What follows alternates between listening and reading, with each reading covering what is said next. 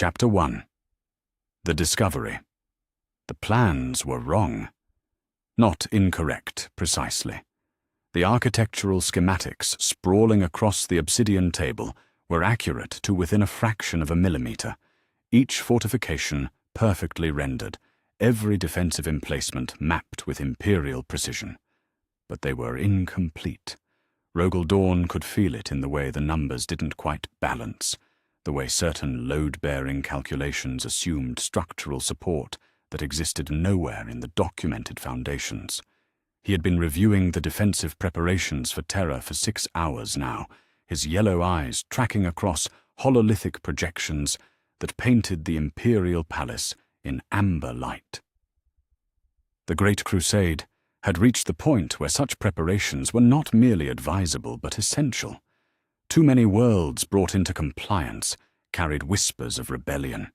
Too many newly conquered populations still harbored resentment toward the imperial truth. The Emperor had named him Praetorian of Terra for exactly this purpose, to ensure that humanity's cradle could never again be threatened. Dawn's fingers traced the eastern approach vectors, mentally cataloguing sight lines and kill zones. The iron cage of Sebastus had taught him that even the most thorough preparations could reveal fatal flaws under pressure. Better to find those weaknesses now in the silence of study than during the thunder of enemy artillery. A discrepancy in the sub-foundation measurements caught his attention. The readings suggested additional chambers beneath the eastern wing, chambers that appeared in the structural surveys, but not in any accessible blueprint. His methodical mind immediately began parsing possibilities. Emergency bunkers, perhaps, or storage for the most sensitive Imperial archives. Such precautions would be entirely reasonable, even admirable. He keyed his access codes into the terminal, requesting the classified addendum files. His clearance as Praetorian should grant him access to any structural information relevant to Terra's defense. Access denied. Authorization insufficient. Dawn stared at the red text flickering against the terminal's surface. In the 2 decades since his appointment as Praetorian, no structural data had ever been classified beyond his reach. The defensive requirements of Terra superseded all other security concerns, or so he had believed. He tried a different approach, requesting general architectural surveys of the palace's deepest levels. The system thought for a moment, processing his credentials against whatever labyrinthine hierarchy of clearances protected the information. Partial access granted, displaying available files. What appeared was clearly incomplete. Schematic fragments that ended abruptly, chamber designations with no corresponding floor plans, reference numbers that led to empty directories. Dawn's architectural training filled in the gaps automatically, and what he saw troubled him. These weren't standard bunkers or storage facilities. The chamber depths and reinforcement specifications suggested something else entirely. Archives.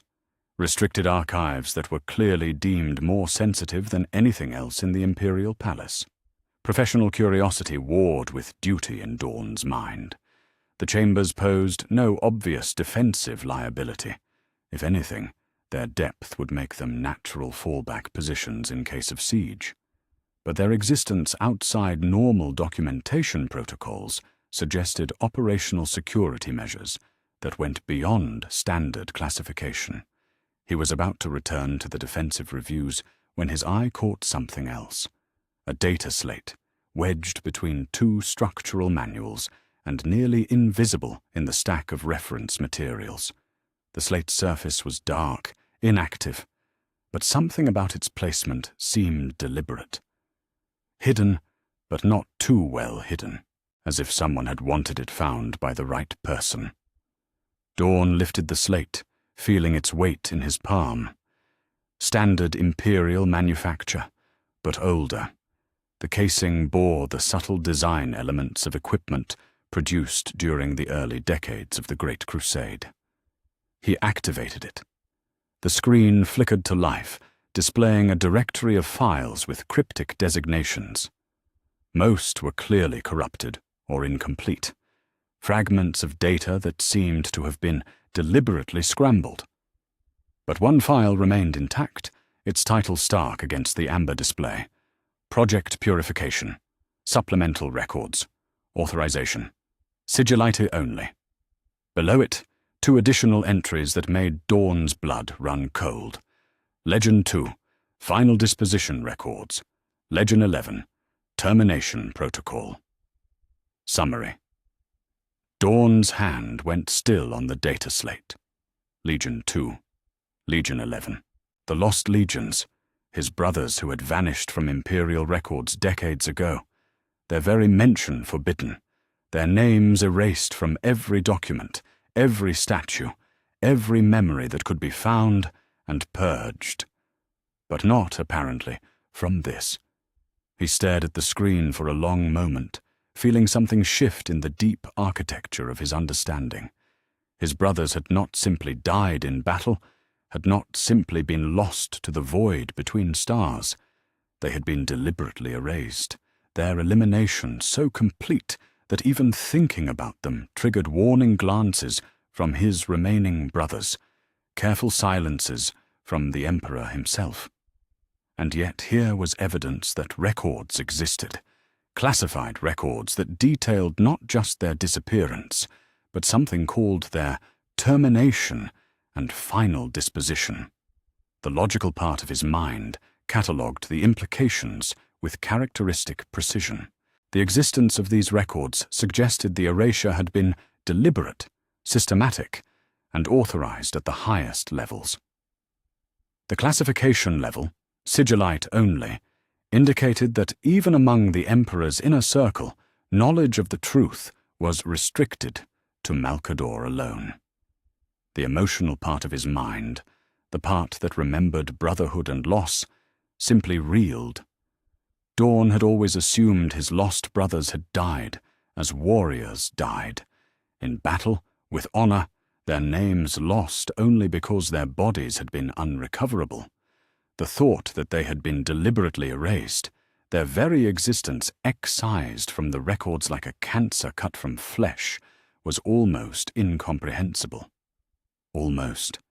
Because Rogel Dawn was nothing if not thorough, and thoroughness sometimes revealed truths that were meant to remain hidden.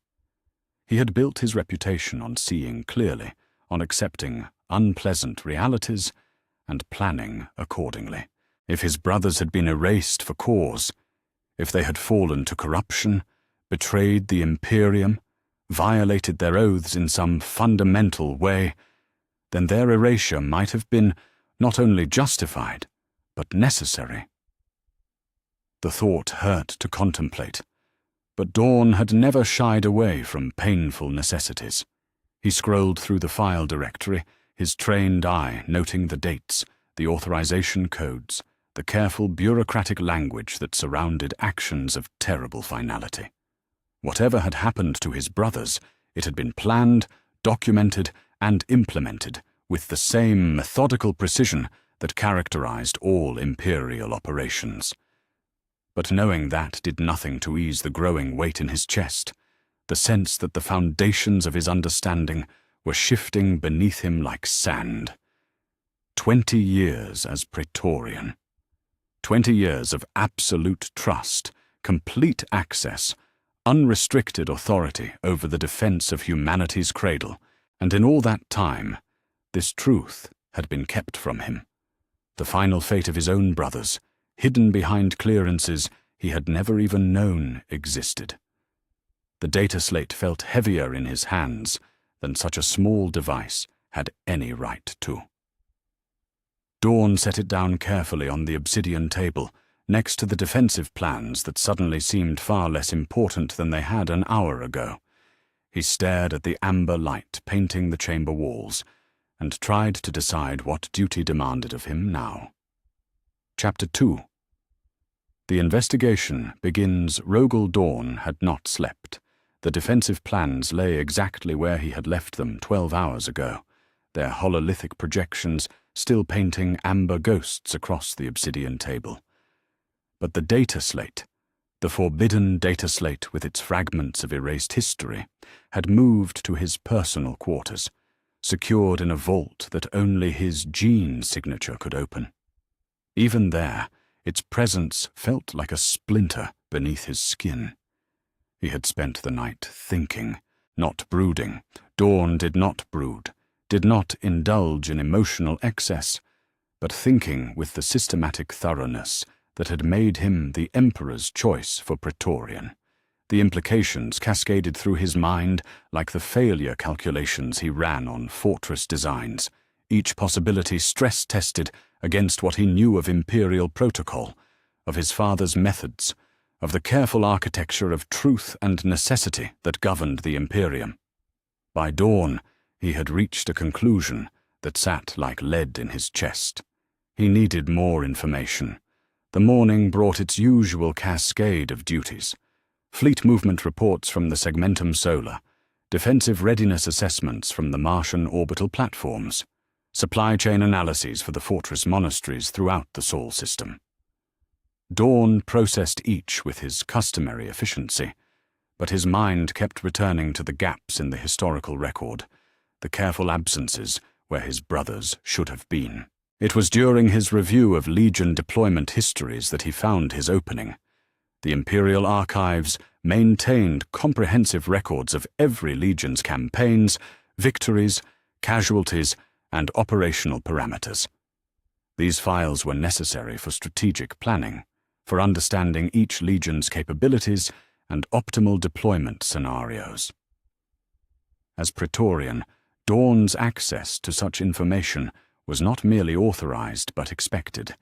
He called up the complete roster of Legion deployments for the past 50 years, ostensibly to analyze rotation patterns and identify potential gaps in sector defense.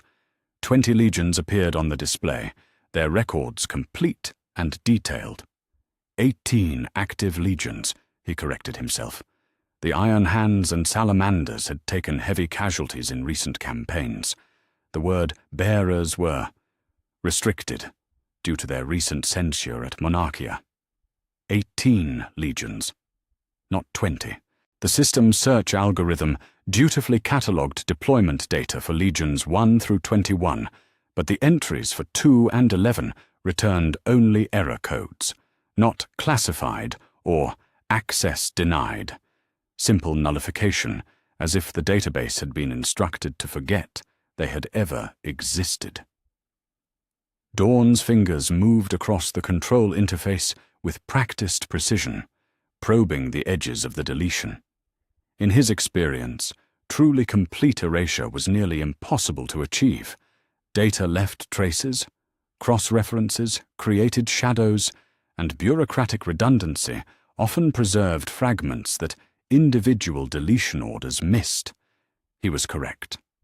By the time the morning's administrative duties were complete, he had assembled a disturbing picture of systematic omission. Legion strength reports for major campaigns showed totals that didn't match the sum of documented participants.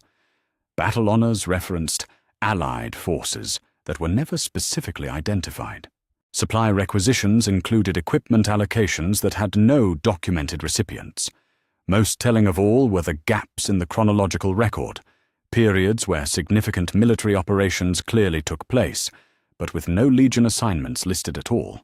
Someone had gone to extraordinary lengths to erase not just the names and deeds of 2 entire legions, but any evidence that they had ever participated in the Great Crusade. The precision of the deletion was almost artistic in its completeness. Almost. The Rangdan Xenocides provided the first crack in the facade. The Rangdan campaigns were among the bloodiest of the Great Crusade, a 3-stage war against an alien empire whose very existence had tested the limits of imperial might. The official records spoke of devastating casualties, of legions pushed to the breaking point, of victory achieved at costs that made even hardened Astartes commanders pause. But the numbers had never quite made sense to Dawn. The documented Legion commitments seemed insufficient for the scope of operations described. The casualty figures implied forces that weren't accounted for in the official order of battle. and the campaign's conclusion, total victory achieved with such thoroughness that no trace of Rangdan civilization remained, suggested the application of resources that exceeded what the documented participants could have provided. Now, cross-referencing the Rangdan files with the gaps in Legion deployment records, a pattern emerged. 2 legions had been there. 2 legions had fought in operations so classified that their very participation had been scrubbed from the historical record. The evidence was circumstantial, but compelling. Resource allocations that matched Legion-scale operations, casualty estimates that implied Astarte's involvement, strategic decisions that bore the hallmarks of Primarch-level command authority. His brothers had been at Rangdan, and something there had gone so catastrophically wrong that their erasure had been deemed not just necessary, but essential. Dawn leaned back in his chair, staring at the data streams flowing across his displays. The defensive obligations of Terra demanded his attention. There were fleet positions to review, orbital platform upgrades to approve, garrison rotations to authorize. The duties of a Praetorian were never finished, never entirely adequate to the scope of what they were meant to protect. But underneath those obligations lay a deeper duty, one that had nothing to do with fortifications or fleet movements, the duty to understand what had happened to his family. He accessed the restricted archives again, this time focusing his search parameters on the period immediately following the Rangdan campaigns. If his brothers had been erased, there would have been administrative aftermath, personnel reassignments, resource redistributions, the careful bureaucratic choreography required to maintain operational continuity when 2 entire legions vanished overnight. What he found was more systematic than he had expected, and more chilling. Protocol classifications he had never seen before. Containment Directive Absolute. Memory Eradication Authorization. Damnatio Memoriae Implementation. Each carried authorization codes that traced back to the same source, the Sigillite's seal, Malcador's personal authority override. The orders were comprehensive, not just the deletion of records, but the identification and reassignment of every individual who had served with, fought alongside, or possessed detailed knowledge of the 2nd and 11th Legions. Some reassignments were straightforward. Integration into other Legion commands, transfers to newly compliant worlds, promotions to positions that would keep them occupied with other duties. Others were more final. Dawn's methodical mind catalogued the implications with growing unease. The scope of the operation was staggering. Thousands of personnel relocated, entire support structures dissolved, supply chains rerouted. The administrative precision required to achieve such complete erasure while maintaining operational security suggested planning that had begun months, perhaps years before the actual implementation. This had not been a hasty response to unexpected crisis.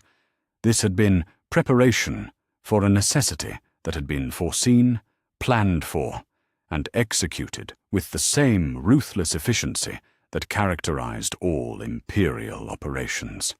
His brothers had been condemned before they had even fallen.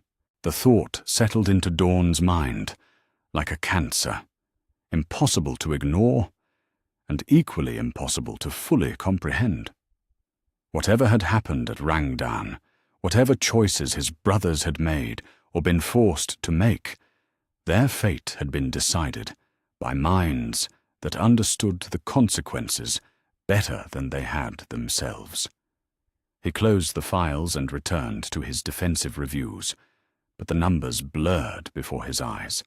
The orbital platform specifications meant nothing compared to the weight of what he had learned. The fortress garrison reports felt trivial beside the enormity of systematic betrayal that had been perpetrated against his family. For the first time in his life, Rogel Dawn questioned whether duty and truth were the same thing. The afternoon brought a visitor. Malcador the Sigillite arrived unannounced, his presence in Dawn's command chamber announced only by the subtle shift in air pressure that accompanied his particular talents. The old man's eyes were sharp as always, taking in the displays, the scattered data slates, the subtle signs of a mind under pressure. "Praetorian," Malcador said, settling into the chair across from Dawn's desk with the careful movements of someone far older than he appeared. "I trust the defensive preparations proceed adequately?" "They do, my lord." Dawn's voice was steady, betraying nothing of the turmoil beneath his surface. "All parameters remain within acceptable ranges." "Good. The Emperor values your diligence in this matter." Malcador's gaze lingered on one of the data displays, where fleet deployment patterns painted the inner system in tactical overview. Such thoroughness is rare, you know. The ability to see all the variables, to account for possibilities that others might overlook. It is merely duty, my lord. Indeed. Malcador smiled, the expression carrying depths that Dawn found suddenly difficult to interpret. But some duties are more complex than others, are they not? Some truths serve the Imperium better when they remain carefully managed. The words hung in the air between them like a challenge, or perhaps a warning. Dawn met Malcador's gaze directly, searching for confirmation of what he now suspected, that his investigation had not gone unnoticed, that the Sigillite knew exactly what questions were forming in the Praetorian's mind. "The Imperium has many secrets, my lord," Dawn said carefully. "I am content to guard those that are mine to guard. And wisdom lies in recognizing which secrets serve that purpose," Malcador replied. "Some knowledge, Rogel Dawn, is a burden rather than a tool. Some truths do more harm than good, no matter how precisely they are understood." He stood, smoothing his robes with hands that might have trembled slightly. "I trust your judgment in all matters pertaining to Terra's defense. You have never given me reason to doubt your discretion." After Malcador left, Dawn sat alone in his command chamber and understood that his investigation had reached its first decision point. The Sigillite knew what he was looking for, and had offered him a choice: abandon his search for truth and maintain his position of trust, or continue down a path that would place him in opposition to forces he was only beginning to comprehend. The data slate in his quarters seemed to pulse with possibility, its forbidden files calling to him like a siren song of terrible knowledge. Rogel Dawn had built his reputation on making the hard choices, on seeing clearly even when clarity brought pain. Tonight he would return to those files. Tonight he would choose truth over comfort, understanding over ignorance, even if it destroyed everything he thought he knew about duty. Chapter 3. Memories of Brothers. The data slate lay silent on Dawn's desk, its forbidden files encrypted beyond casual access. But the memories it had awakened needed no decryption. They rose unbidden from depths of his mind, where he had buried them beneath decades of duty and deliberate forgetfulness. He remembered 20 Primarchs gathered on Terra, in the early years when the Great Crusade was still a promise rather than a grinding reality, before the distances grew too vast for easy reunions, before the demands of conquest scattered them across the galaxy like seeds in a stellar wind, before 2 of them vanished as if they had never existed at all. Dawn closed his eyes and let himself remember. The first gathering had been magnificent in its chaos. 20 demigods, each shaped by different worlds, different trials, different definitions of strength and honor. The Emperor had stood among them like a conductor before an orchestra of titans, his satisfaction evident as he observed the instruments he had crafted to reshape the galaxy. They had been so different then, Horus, already marked by charisma and easy command, Guilliman, methodical and measured, thinking in centuries rather than moments, Angron, rage barely contained beneath ritual scars. Fulgrim, perfect and knowing it, each unique, each carrying the particular fragment of their father's nature that defined their legion's character, including the two who now existed only in Dawn's increasingly precious memories. The second, Dawn had never learned to think of him by any other designation, even then, had possessed a mind like a precision instrument. Not cold, precisely, but focused with an intensity that reminded Dawn of a master architect studying structural plans. Where Guilliman thought in terms of empire and administration, the second thought in terms of systems and optimization. He saw patterns where others saw chaos, found order in complexity that made even Perturabo's engineering genius seem crude by comparison. Dawn remembered conversations that lasted through Terran nights, discussions of defensive theory and the mathematics of destruction that had shaped both their approaches to warfare. The Second's Legion had been known for their methodical campaigns, their ability to reduce enemy strongholds not through brute force, but through systematic elimination of every supporting structure until collapse became inevitable. "Every fortress has a keystone," the Second had said once, during a campaign briefing that had included both their legions. "Find it, remove it, and even the mightiest walls become rubble.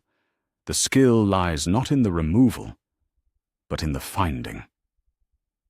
Those words had stayed with Dawn through centuries of siege warfare, influencing his own strategic thinking in ways he had never fully acknowledged. Even now, the defensive preparations for Terra bore subtle marks of lessons learned from a brother whose name had been excised from every record that could be found. But it was the 11th who haunted him most. Where the Second had been analytical precision, the 11th had been passionate purpose. Not the cold rage of Angron or the aristocratic fury of Fulgrim, but something deeper and more dangerous. The passionate conviction of someone who believed absolutely in the righteousness of their cause. His legion had been evangelists of compliance, carrying the imperial truth to worlds that resisted enlightenment with fervor that sometimes troubled even their brother primarchs. Dawn could still see him as he had been during their last confirmed meeting. Tall even among giants, his eyes bright with unshakable faith in their father's vision. The 11th had possessed a gift for inspiration that rivaled Horus's charisma. But where the future War Master inspired through confidence and tactical brilliance, the 11th inspired through absolute moral certainty. "We are not conquerors, Rogel," he had said during one of their theological debates. "We are liberators. Every world we bring to compliance is a world saved from ignorance, superstition, and the predations of lesser species. The pain we inflict is temporary. The illumination we provide is eternal." The irony of those words now sat like acid in Dawn's memory. If the Rangdan campaigns had corrupted the 11th, if his absolute faith had been turned against the very Imperium he had served so completely, then his fall would have been doubly tragic. Not just the loss of a brother, but the perversion of everything he had believed in. Yet that was the paradox that kept Dawn awake now, staring at the amber displays that painted his command chamber in artificial dawn. Both of his lost brothers had been exemplary servants of the Imperium. The Second's analytical precision had made him perhaps the finest strategic mind among the Primarchs.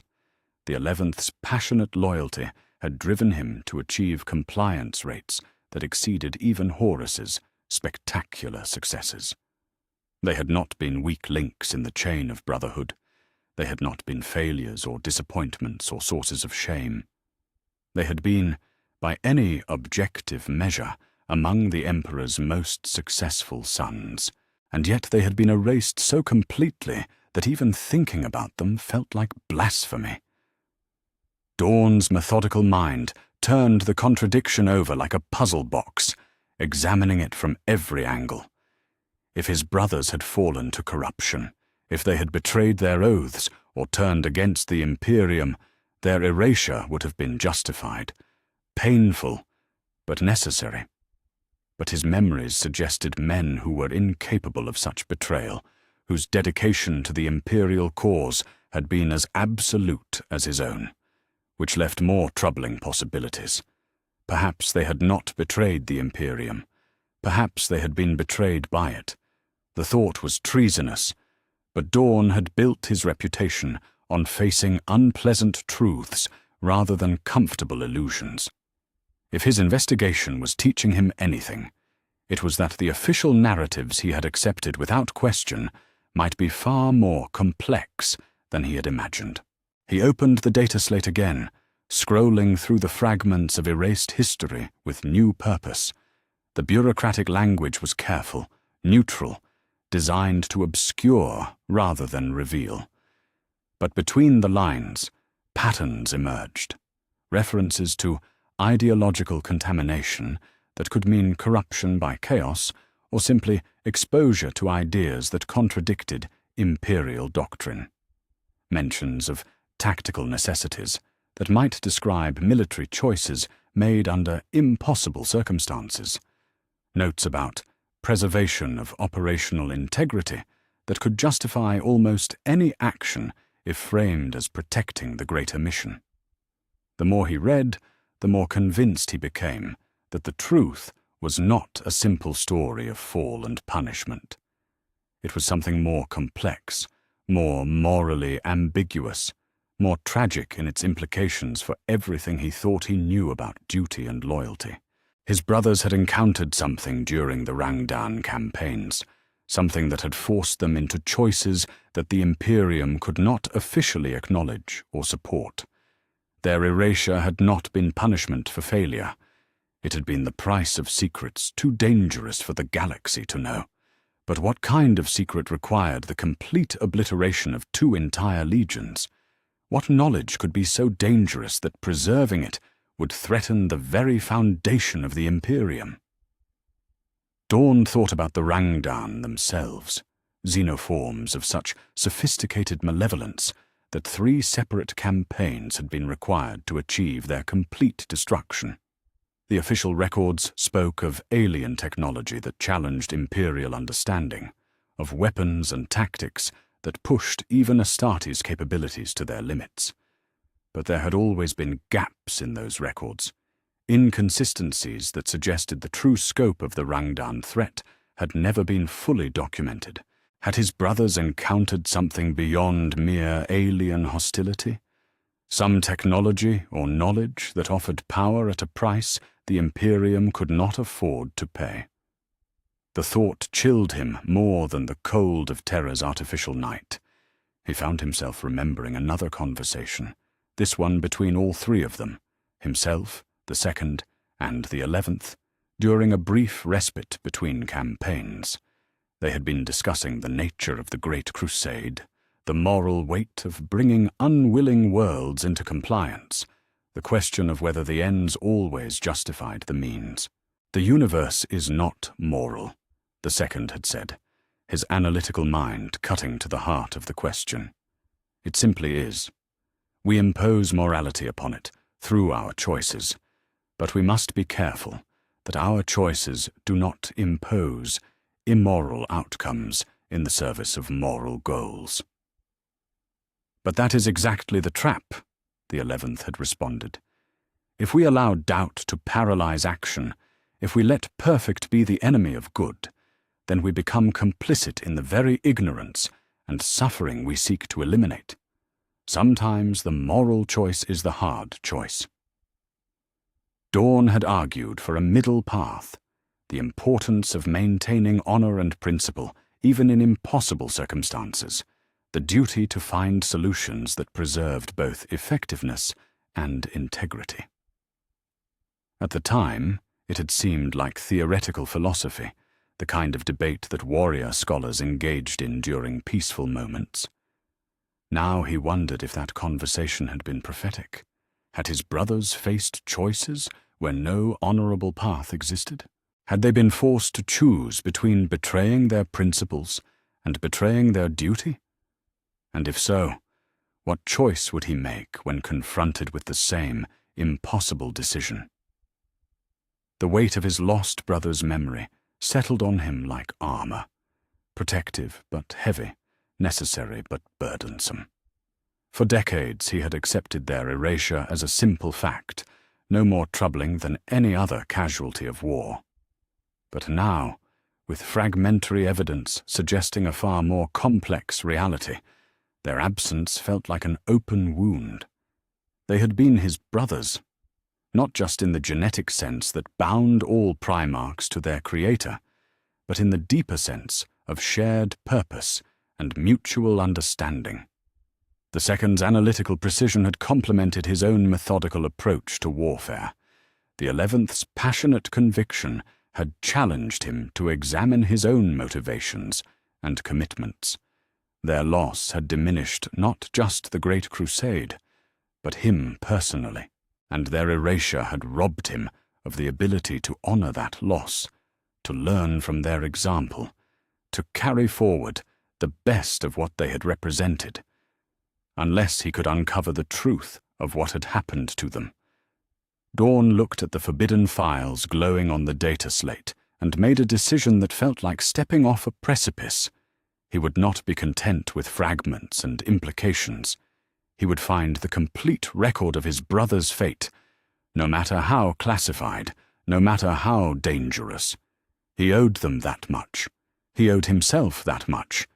And if the truth proved too terrible to bear, if it challenged everything he believed about duty and honor and the righteousness of the imperial cause, then at least he would face that truth with the same courage his brothers had shown in whatever final choice had led to their damnation. The investigation would continue. The memories would guide him. And somewhere in the depths of the Imperial Palace's most restricted archives lay answers that would either vindicate his lost brothers or condemn everything he had built his life upon. Either way, Rogel Dawn would not rest until he knew which. Chapter 4. The Rangdan Connection. The breakthrough came at the intersection of logistics and heroism. Dawn had been cross-referencing supply manifests from the Rangdan campaigns, with decorations awarded during the same period, a tedious process that his methodical mind approached with the same precision he applied to fortress design. If his lost brothers had participated in those blood-soaked years of xenocide, there would be traces in the bureaucracy of war. Awards for valor that couldn't be completely erased, resource allocations that revealed force deployments, casualty reports that implied the presence of units not officially acknowledged.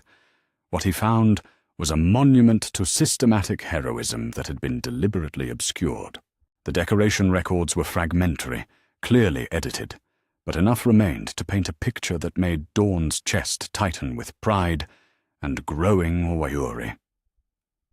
Unit commendations for exemplary service against xenoform threats, individual awards for extraordinary valor in the face of unprecedented enemy capabilities, citations that referenced tactical innovations that had prevented catastrophic imperial casualties through personal sacrifice. The language was deliberately vague, but the pattern was unmistakable. 2 Primarchs had not merely participated in the Rangdan campaigns, they had excelled beyond even the elevated standards expected of the Emperor's sons. More damning still were the resource allocation reports. Dawn's architectural training allowed him to read between the lines of logistical data in ways that most military planners could not. The sheer volume of war material deployed to the Rangdan fronts exceeded what the officially acknowledged legions could have used. Ammunition expenditures that implied force concentrations far larger than documented. Medical supply allocations that suggested casualty rates consistent with legion-scale operations involving forces that supposedly hadn't existed. His brothers hadn't just fought in the Rangdan campaigns. They had carried the heaviest burden of those nightmare wars. The first concrete evidence came buried in a requisition report for specialized equipment, armor modifications designed to provide protection against what the technical specifications euphemistically termed hostile environmental factors of xenobiological origin. The equipment had been shipped to staging areas used by the 2nd and 11th Legions, according to delivery confirmations that had somehow escaped the digital purge. Hostile environmental factors. Dawn's strategic mind immediately catalogued the implications. Not conventional weapons or standard alien biotechnology, but something that required specialized protection just to survive proximity to. Something that posed a threat to Astarte's physiology itself. The Rangdan had been more dangerous than the official record suggested. Far more dangerous. He found the first mention of contamination protocols buried in a medical research directive that had been misfiled in the wrong archive section. The document was heavily redacted, its context stripped away, but certain phrases remained intact. Exposure threshold parameters. Psychological monitoring requirements. Quarantine procedures for affected personnel. Termination authorization for cases of irreversible ideological corruption. The clinical language couldn't disguise what it described. Imperial forces had been exposed to something that changed them, not just physically, but mentally. Something that corrupted their thinking, their loyalty, their fundamental understanding of reality. And the protocols for dealing with such contamination included termination as a standard response. Dawn leaned back in his chair, staring at the medical directive with growing horror. The pieces were beginning to form a pattern that made his carefully controlled emotions rebel against acceptance. His brothers hadn't fallen to corruption in the conventional sense, betraying their oaths out of weakness or ambition.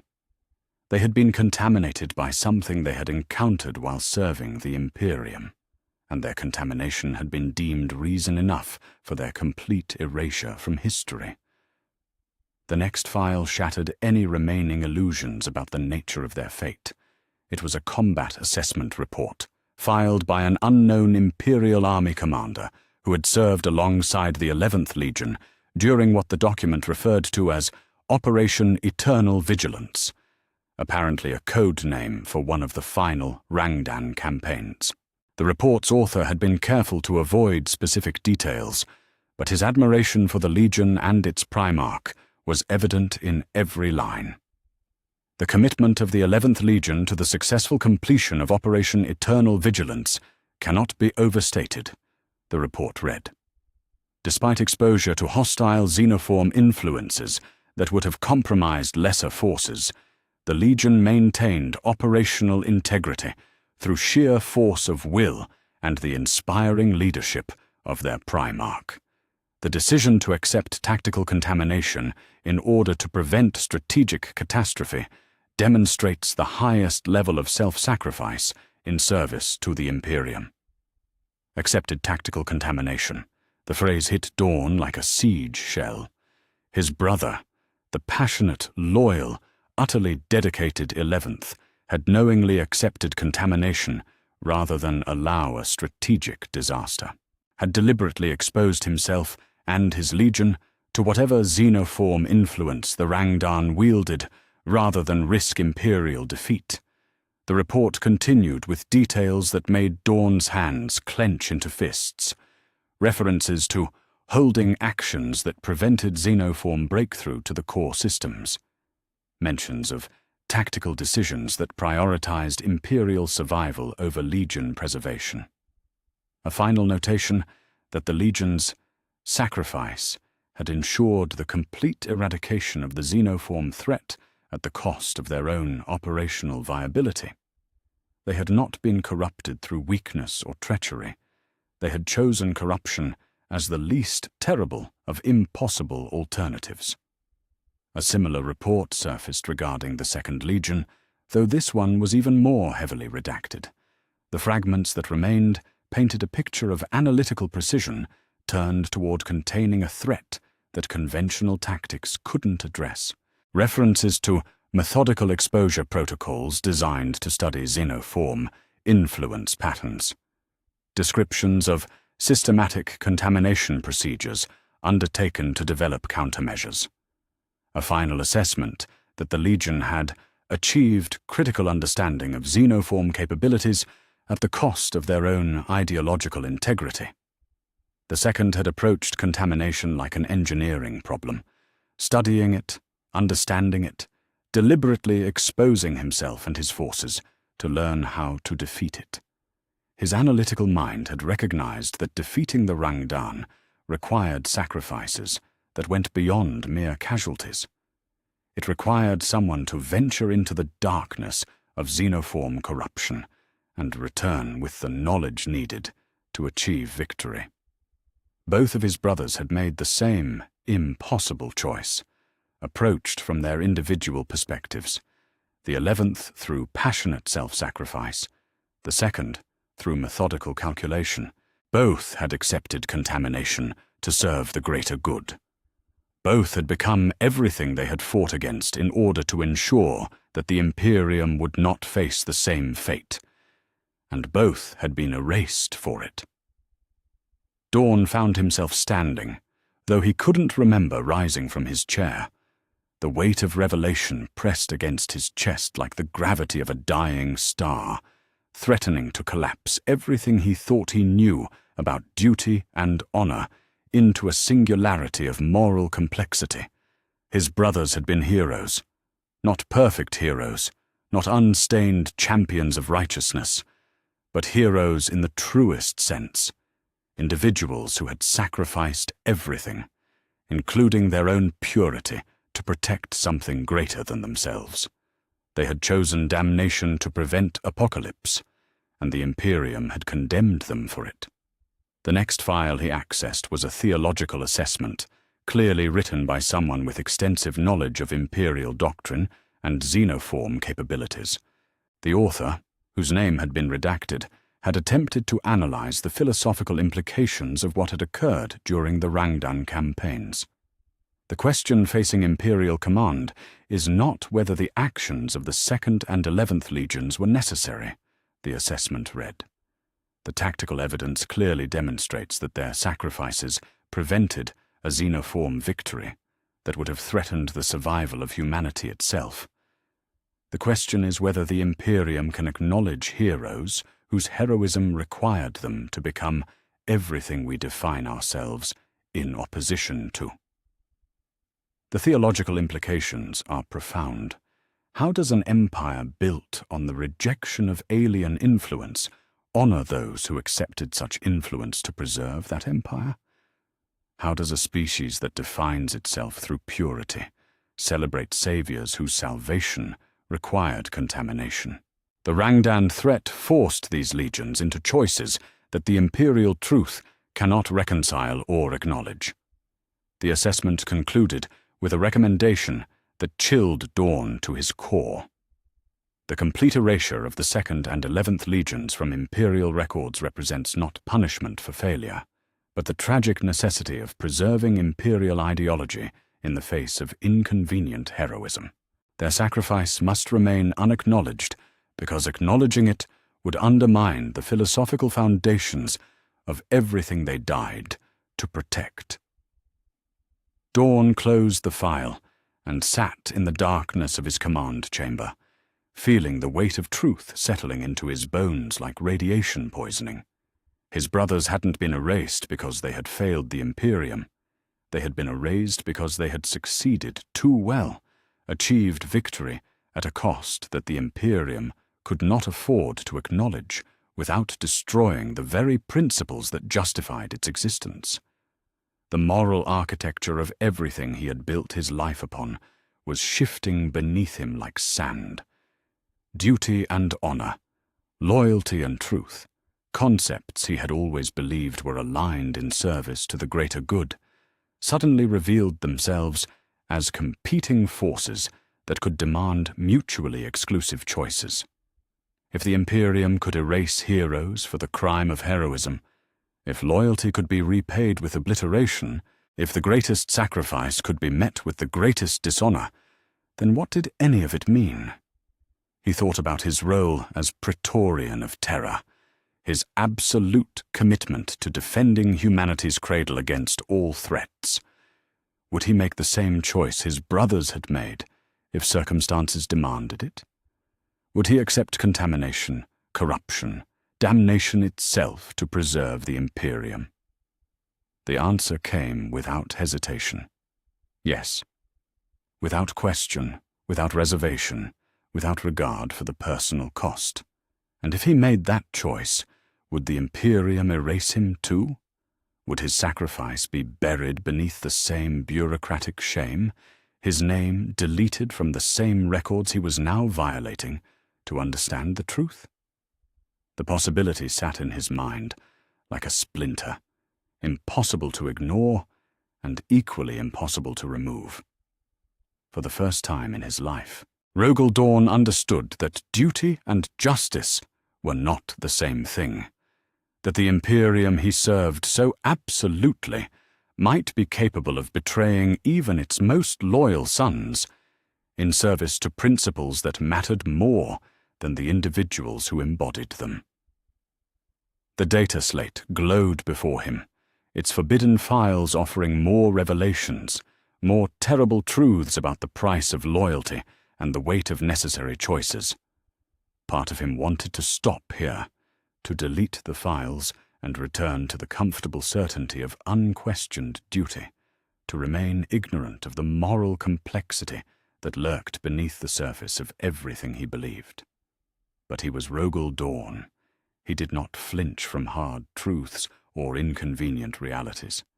If his investigation had taught him anything, it was that the universe was more morally complex than imperial doctrine suggested, and that understanding that complexity was essential to serving the Imperium with genuine wisdom rather than blind obedience. His brothers had chosen knowledge over ignorance, sacrifice over safety, heroism over purity. They had paid the ultimate price for those choices. The least he could do was honor their memory by understanding what those choices had cost, and why the Imperium had deemed that cost too terrible to acknowledge. The investigation would continue. The truth, however painful, would be uncovered. And when it was complete, Rogal Dorn would face the same choice his brothers had faced, whether to serve the Imperium as it was, or as it should be. Either way, he would face that choice with the full knowledge of what heroism might cost. Chapter 5. Approaching Malcador. The audience chamber in Malcador's personal quarters was deceptively modest, a simple room furnished with ancient Terran wood and illuminated by warm amber light that seemed to emanate from no visible source. It was the kind of space designed to put visitors at ease, to encourage confession and confidence through its very ordinariness. Dorn recognized the psychological architecture immediately and respected the craftsmanship, even as he guarded against its effect. Malcador himself was harder to read than his chambers. The sigillite sat behind a desk that was older than the Imperium itself, his ageless features composed in an expression of mild curiosity that revealed nothing of the vast intelligence operating behind his eyes.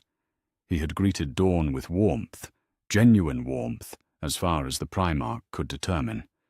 But there was something watchful in his manner that hadn't been present during their previous meetings. "Rogal," Malcador said, gesturing to the chair across from his desk. "It has been too long since we spoke privately.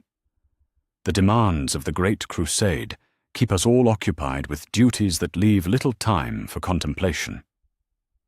"Indeed, my lord." Dorn settled into the offered chair with careful precision, his posture respectful, but not subservient. "Though I find that contemplation often serves duty better than we might initially suppose." "Ah, the philosophical Primarch speaks." Malcador's smile carried genuine amusement. "Your brothers would be surprised to hear such sentiment from Terra's great fortress builder. They think of you as purely practical. They mistake thoroughness for simplicity, Dawn replied. A fortress is only as strong as the principles underlying its construction. Form must be informed by understanding, or it becomes mere decoration. Wise words. And what understanding informs your current contemplations? The question was casual, delivered with the tone of an elder inquiring about a younger relative's studies. But Dawn caught the subtle emphasis, the way Malcador's attention sharpened almost imperceptibly. The Sigillite knew this was not a social call.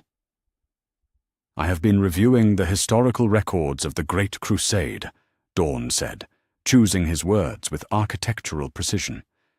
Seeking to understand patterns in our campaigns, lessons that might inform future strategic planning. The defense of Terra requires comprehensive knowledge of how our enemies have been defeated in the past. A laudable approach. And what patterns have emerged from your studies? Inconsistencies primarily. Dawn allowed a note of professional frustration to enter his voice. Not difficult, given the genuine confusion his investigation had generated. Resource allocation reports that don't align with documented force deployments. Casualty figures that suggest operations involving units not officially assigned to the relevant campaigns. Gaps in the chronological record that imply significant military activity with no corresponding documentation. Malcador's expression didn't change, but something shifted in the quality of his attention. The Great Crusade has spanned 2 centuries, Rogel. Record-keeping standards have evolved. Early campaigns were not documented with the same precision we employ today. I considered that possibility, Dawn said. But the inconsistencies follow specific patterns rather than random distribution.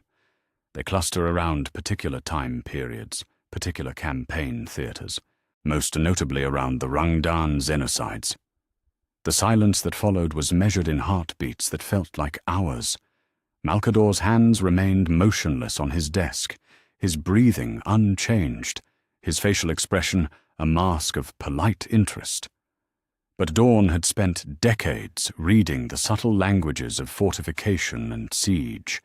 He knew how to recognize stress points that were invisible to casual observation. The Sigillite was not as composed as he appeared. The Rangdan campaigns were particularly brutal, Malcador said finally.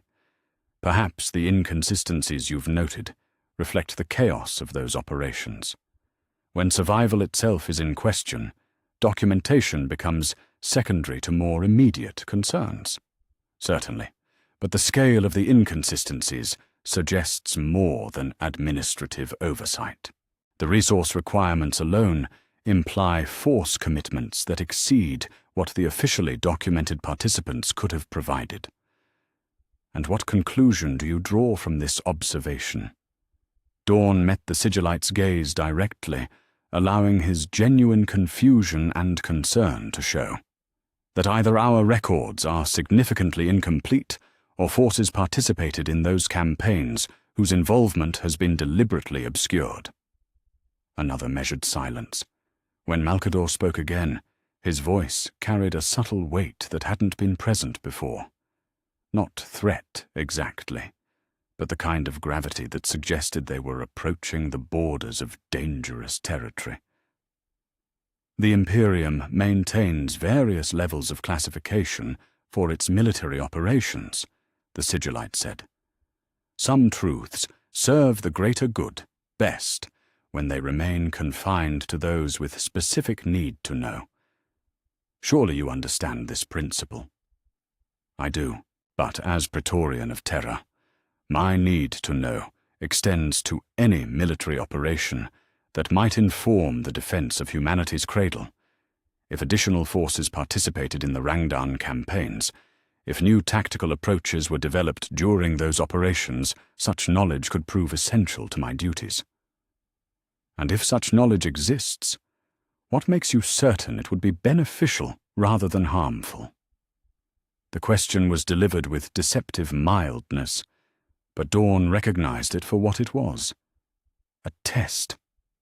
Malcador was probing to determine not just what Dawn knew, but why he wanted to know it. The Sigillite's long experience in statecraft had taught him that motivation was often more revealing than information. "Knowledge itself is neutral," Dawn replied carefully. "Its value depends upon the wisdom with which it is applied. I trust my own judgment to distinguish between beneficial understanding and dangerous ignorance." Trust is a precious commodity, Rogel, but wisdom sometimes requires accepting that others might possess knowledge that would burden rather than enlighten those who received it. The conversation was becoming a careful dance around truths that neither participant could speak directly. Dawn recognized that Malcador knew exactly what he was looking for, and that the Sigillite was equally committed to ensuring he didn't find it. "You speak of burden," Dawn said. "But ignorance can be its own form of weight.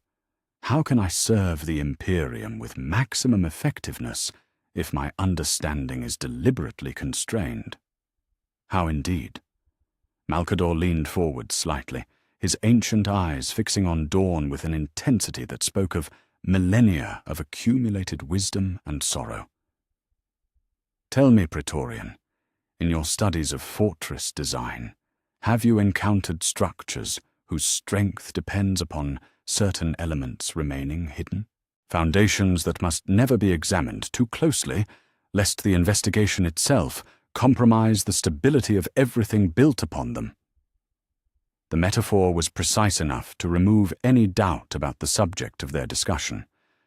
Malcador was confirming that secrets existed, secrets fundamental to the Imperium's stability, and that Dawn's investigation threatened to expose foundations that were never meant to bear the weight of scrutiny.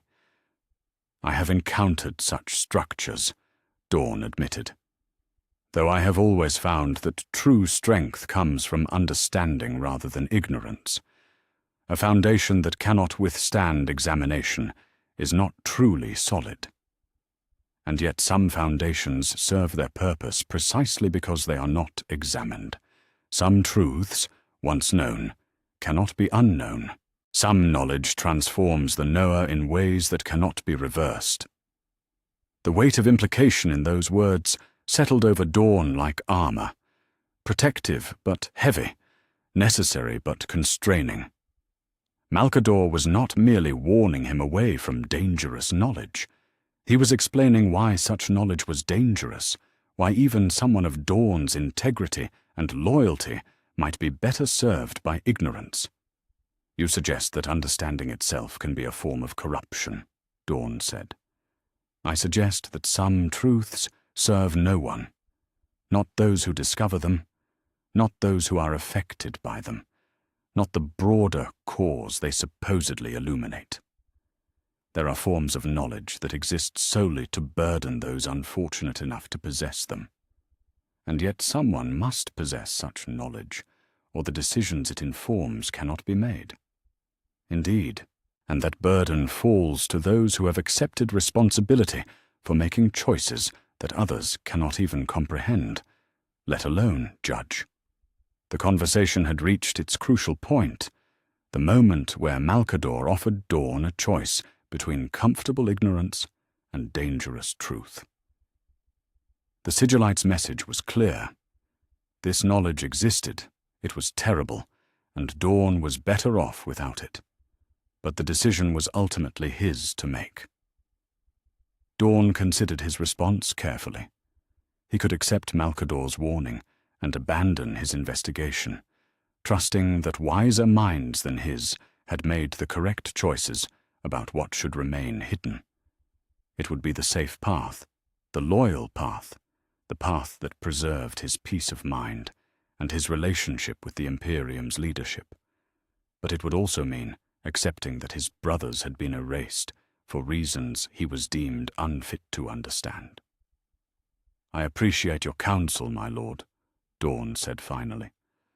"But I cannot abandon my investigation, not because I question the wisdom of those who made these choices, but because I need to understand them for myself." My duty as Praetorian requires comprehensive knowledge of any threat that might face the Imperium. If my brothers encountered such a threat, if their fate teaches lessons relevant to humanity's defense, then I must learn those lessons regardless of their personal cost. Malcador studied him for a long moment, and Dawn had the unsettling sense that the Sigillite was seeing not just his present determination, but evaluating how that determination might evolve under the pressure of unwelcome revelation. "Very well," Malcador said at last, "but understand that this choice, once made, cannot be unmade. What you learn will become part of you, will shape your understanding of duty and loyalty in ways that may not serve your peace of mind. Are you prepared to accept that burden?" "I am." "Then pursue your investigation as you see fit. But remember that some truths are preserved in shadow, not to protect them from the light, but to protect the light from them." Dawn stood, recognizing dismissal in the Sigillite's tone.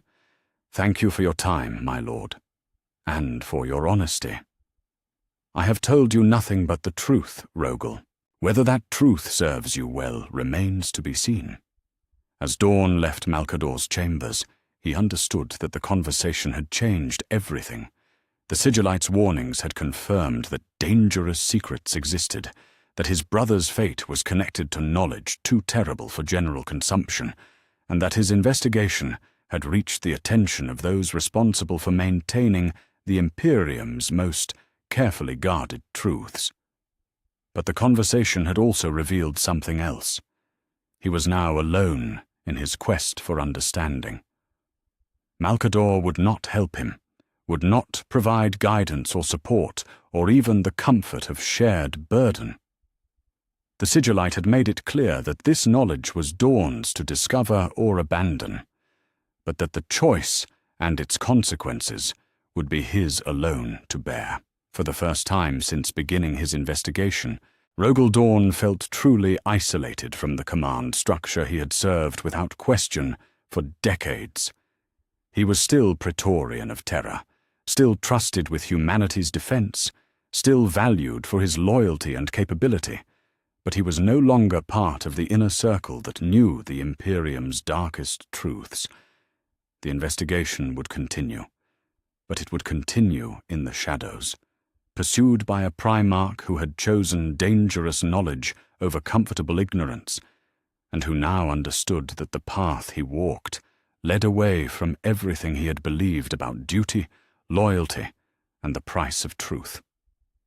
Somewhere in the depths of the Imperial Palace, forbidden files waited to complete his education in the terrible mathematics of necessary sacrifice. And somewhere in his memory, his lost brothers waited for him to understand why their heroism had required their erasure from history. The burden Malcador had warned him about was already settling onto his shoulders. But Rogel Dawn had been built to bear heavy weights, even when those weights threatened to crush everything he thought he knew about the nature of heroism itself. Chapter 6. The Forbidden Archive.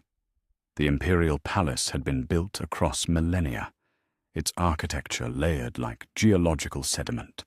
Each era of construction had brought new techniques, new materials, new understandings of both engineering and security.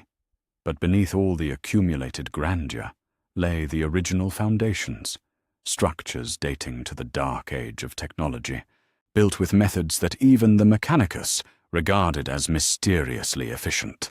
Rogel Dawn knew those foundations better than any living soul, except perhaps the Emperor himself. His role as Praetorian had granted him access to structural plans that most architects never dreamed of seeing. Defense required comprehensive understanding, not just of current layouts, but of every possible route an enemy might exploit, every hidden passage that might compromise security, every ancient system that could be turned from asset to liability.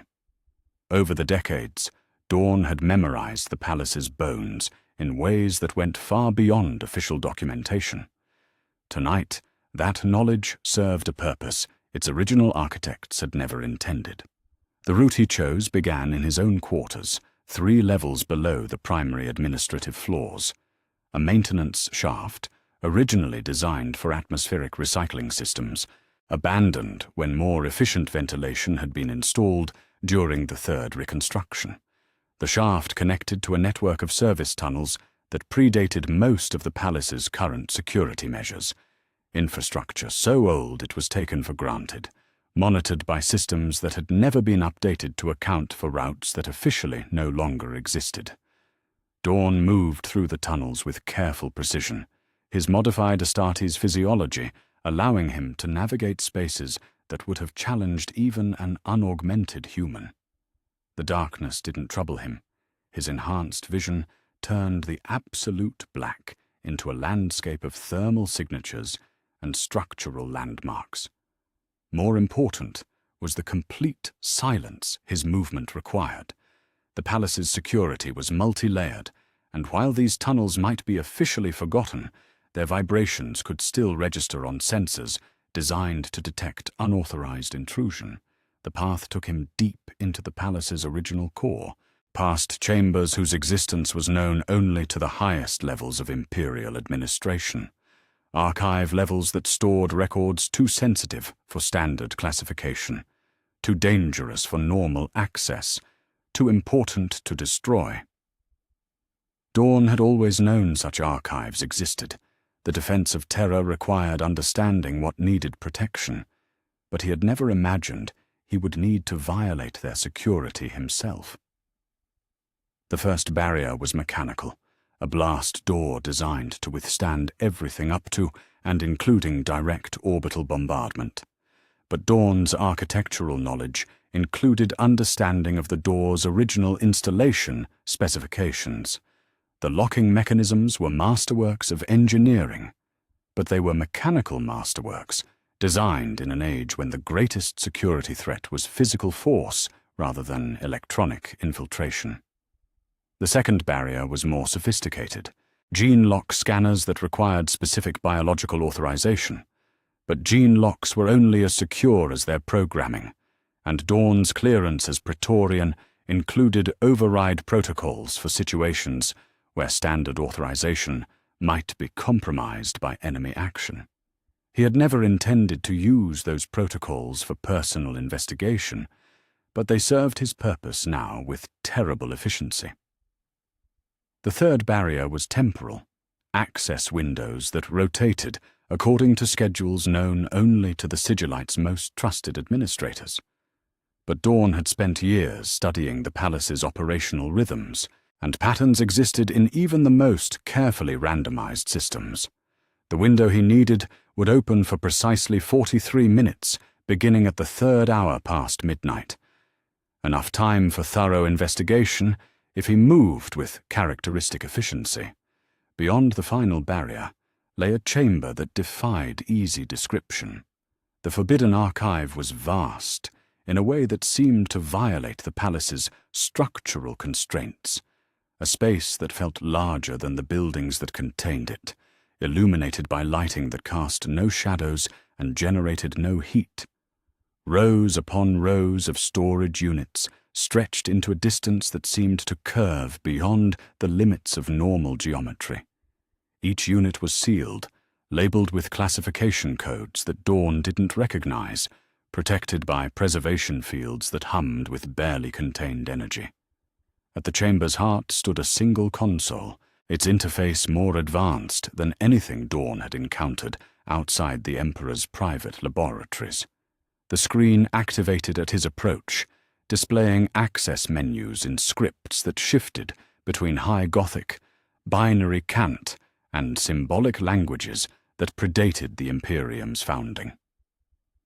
Dawn entered his authorization codes and waited while the system processed his clearance level against whatever Byzantine hierarchy of permissions governed access to humanity's most dangerous secrets. For a moment that stretched like an hour, he thought the system would reject him, that his Praetorian status, however comprehensive, might not extend to archives this deeply buried. Then the interface shifted, displaying a search function with parameters that made his breath catch.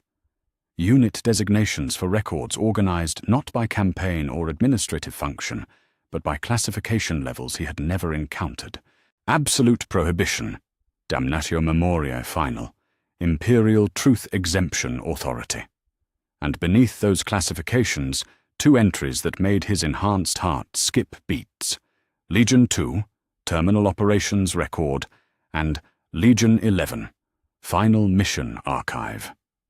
The storage units were integrated into the chamber's structure itself, sealed behind energy fields that parted at his authorized approach like curtains of light.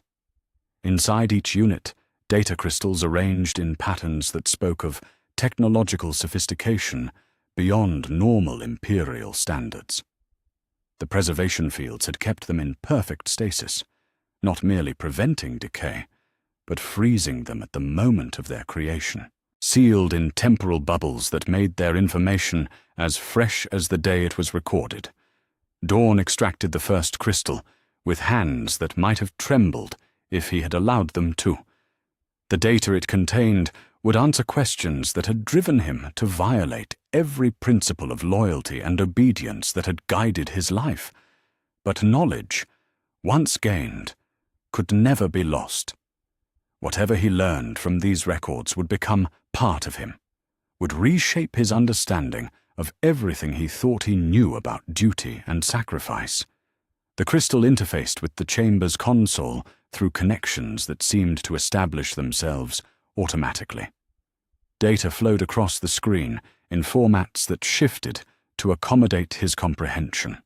Technical specifications resolving into tactical assessments, bureaucratic records transforming into narrative accounts, statistical analyses becoming personal testimonies. What he read shattered every assumption he had made about his brother's final fate. The Second Legion's terminal operation had been designated Project Ouroboros, a mission to contain and study Rangdan technology that could not be destroyed through conventional means. The xenoform artifacts in question possessed adaptive capabilities that turned each attempt at destruction into an opportunity for evolution. Conventional weapons only taught them resilience. Orbital bombardment only showed them how to survive void exposure. Even nuclear fire only demonstrated the principles they could use to harness similar energies. The only solution had been to study the artifacts in detail sufficient to develop more sophisticated countermeasures. But such study required exposure to xenoform influences that corrupted on a level deeper than mere physical contamination. The artifacts didn't just threaten bodies, they rewrote the fundamental cognitive architecture of anyone who understood them sufficiently to develop effective counters. The second Primarch had recognized the trap immediately. To defeat the Rangdan artifacts, someone had to be corrupted by them. To save the Imperium from xenoform influence, someone had to accept that influence completely. The choice wasn't between purity and corruption, it was between imperial corruption and xenoform victory. Dawn read through his brother's personal logs with growing horror and admiration. The analytical mind he remembered, the precision and methodical approach to impossible problems applied to the mathematics of necessary sacrifice with devastating clarity. Day 47 of Exposure Protocols. The artifact's influence is now measurable in my cognitive patterns. Memory reconstruction shows deviation from baseline imperial doctrine in areas relating to human supremacy and xenoform extermination policy. The corruption is progressing as predicted, but my understanding of their capabilities is advancing more rapidly than anticipated. I estimate that complete countermeasure development will require another 60 days of exposure, by which time my ideological corruption will be irreversible. Day 73. Can confirm that extended exposure has compromised my ability to think in terms of absolute human supremacy. The xenoform perspective offers cognitive advantages that imperial doctrine cannot accommodate. This represents exactly the kind of ideological contamination that justifies the termination protocols I myself helped design. Nevertheless, countermeasure development is proceeding successfully. Day 98. Countermeasures are complete and have been verified through contained testing. The Rangdan artifacts can now be neutralized without risk of adaptive evolution. My mission has been successful by every relevant metric except the preservation of my own ideological integrity. I hereby request implementation of Protocol Omega, complete termination of myself and my Legion, to prevent spread of xenoform cognitive influence. Dawn's hands were shaking now, the crystal feeling impossibly heavy in his grip. His brother had not fallen to corruption in any conventional sense. He had accepted corruption deliberately, systematically, with full knowledge of the consequences. He had solved the impossible problem of the Rangdan artifacts by sacrificing not just his life, but his very identity, his fundamental understanding of reality.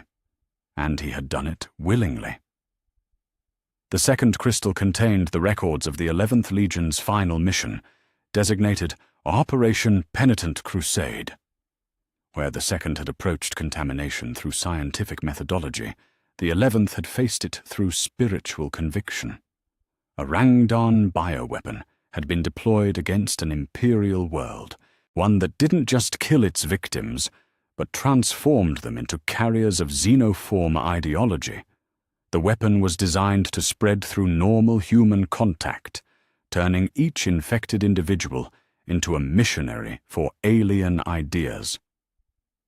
Conventional quarantine protocols were useless. The infected didn't appear contaminated until they had already spread the ideological contagion to others. The only solution had been to find individuals whose conviction was strong enough to resist the bioweapon's influence while still being infected enough to understand how it operated. Someone had to be contaminated to develop immunity protocols, but that contamination had to occur within minds so ideologically pure that they could resist complete conversion. The 11th Primarch had volunteered himself and his Legion for systematic infection.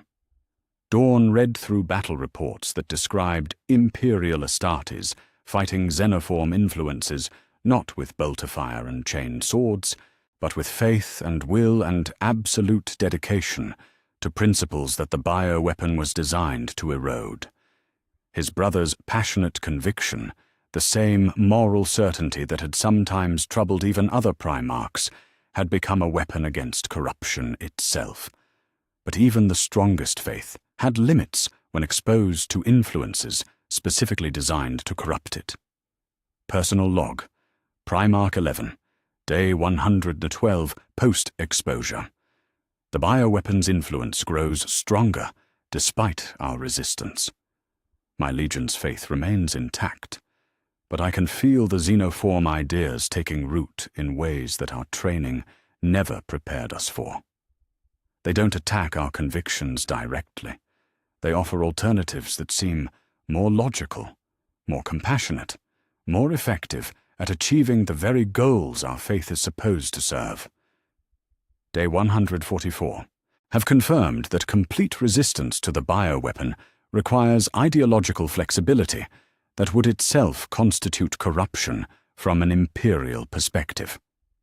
The xenoform influences are sophisticated enough that defeating them requires adopting thought patterns incompatible with absolute imperial orthodoxy. We can save the Imperium from this threat, but only by becoming something the Imperium could not allow to exist. Day 167. Immunity protocols are complete. My Legion has developed resistance methods that can be taught to others without requiring direct exposure to the bioweapon itself. The contaminated worlds can be cleansed, the ideological contagion can be stopped, but we who developed this knowledge are no longer fit to serve an Imperium whose purity we have sacrificed ourselves to preserve. Both records concluded with the same formal request. immediate implementation of termination protocols, complete erasure of all involved personnel, and classification of their achievements at levels that would prevent their example from inspiring similar sacrifices. They had requested their own damnation to protect the Imperium from the moral complexity of their heroism. Dawn sat in the forbidden chamber, surrounded by the Empire's most dangerous truths, and finally understood why his brothers had been erased. Not because they had failed the Imperium, but because they had succeeded too completely. They had defeated threats that could not be defeated without accepting corruption that the Imperial truth could not acknowledge. Their victory had required sacrifices that the Imperium's ideology could not accommodate. They had saved humanity by becoming everything humanity defined itself in opposition to, and they had done it knowing that their reward would be obliteration. The weight of that truth settled into Dawn's enhanced physiology like radiation poisoning, impossible to ignore and equally impossible to survive unchanged. His brothers had been heroes in the truest sense, not unstained champions who had triumphed through purity, but individuals who had accepted damnation itself to protect what they loved. And the Imperium had granted their request for erasure because honoring such heroes would have undermined the very principles their heroism had preserved. Dawn replaced the crystals in their storage units with hands that now shook openly, the energy field sealed behind them, preserving truths too dangerous for the galaxy to know. But the knowledge they contained was now part of him, carved into his understanding with the precision of a master architect's plans. He had found the answers he had been looking for. But like his brothers before him, those answers came with a price that could not be calculated in any currency the Imperium's ideology recognized. The long journey back through tunnels and security barriers gave him time to understand what he had learned and what it meant for everything he thought he knew about duty, honor, and the price of loyalty.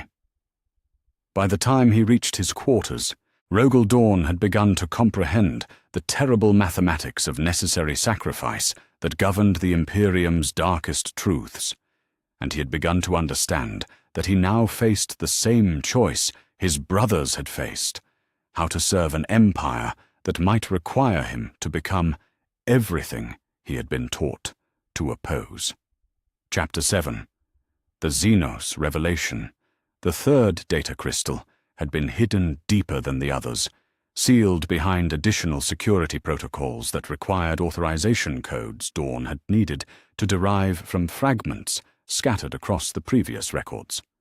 It contained what the archive classifications termed conceptual hazard documentation, information so dangerous that even reading it posed risks to Imperial personnel not specifically prepared for cognitive contamination. Dawn understood now why such precautions existed. The knowledge he had already gained felt like a weight pressing against the inside of his skull, reshaping his understanding of duty and loyalty in ways that would have seemed impossible days ago. But this final crystal promised to reveal the ultimate truth behind his brothers' choices, the specific nature of the threats they had faced, and the exact calculations that had led to their willing damnation. He activated the crystal with hands that no longer trembled. Whatever truth it contained could not be worse than the uncertainty that had driven his investigation. Whatever knowledge it held, he would face it with the same courage his brothers had shown in their final hours. The first file that materialized made him understand why the previous records had seemed incomplete. They had documented the missions, the exposures, the gradual contamination that had consumed his brothers, but they had not explained what the contamination actually entailed, what knowledge the Rangdan had offered, what price it had demanded, what choice his brothers had been forced to make. The Rangdan Nexus. That was the designation given to the xenoform intelligence that had orchestrated the final phase of the alien resistance. not a creature in any biological sense, but a collective consciousness spanning multiple species, multiple star systems, multiple dimensions of reality. It had observed the Great Crusade's progress with growing concern and had reached a conclusion that chilled Dawn to read. Humanity's expansion would inevitably lead to the discovery of knowledge that would destroy not just the human species, but reality itself. The Nexus had offered a bargain. It would share knowledge that could prevent that ultimate catastrophe, understanding of forces and principles that would allow humanity to expand safely, to explore the galaxy without triggering the cosmic disasters that had consumed previous species. Knowledge that would make the human race truly worthy of the supremacy it claimed. The price was simple. Humanity would have to abandon the imperial truth, would have to acknowledge that human supremacy was an illusion, that cooperation with alien intelligence was not corruption, but a necessity, that the universe contained forces that required submission rather than domination. The second Primarch had been the first to encounter the Nexus directly, during what the records termed deep penetration reconnaissance into Rangdan core territory. His analytical mind had immediately grasped both the validity of the offer and its impossibility. The knowledge the Nexus possessed was real. His technical assessments confirmed that the aliens understood principles of reality that could revolutionize human civilization. But accepting such knowledge would require abandoning the ideological foundations that made the Imperium possible. Dawn read through his brother's personal deliberations with growing admiration for the precision of thought that had guided him through an impossible decision. Personal analysis log, Day 1 of Nexus contact, have confirmed through direct interface that the Xenoform Collective possesses accurate understanding of what they term cosmic convergence events.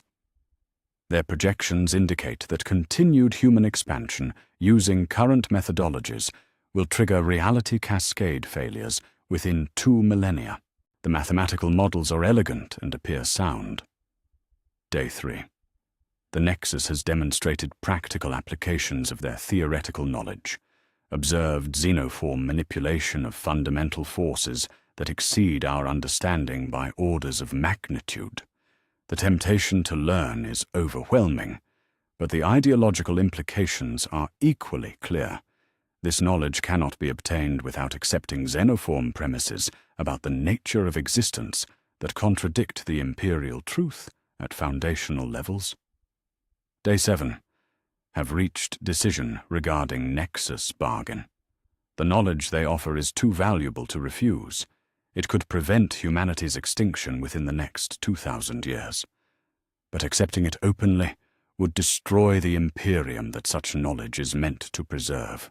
The logical solution is personal contamination, followed by information transfer and subsequent termination.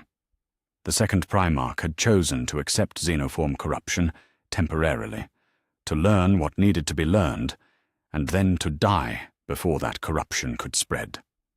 But the knowledge had been too complex, too fundamental, to extract and transfer quickly. The contamination had taken months to fully process, months during which his entire legion had been gradually exposed to ideas that transformed their understanding of everything they had been taught to believe. By the time the knowledge transfer was complete, they had all become something the Imperium could not allow to exist.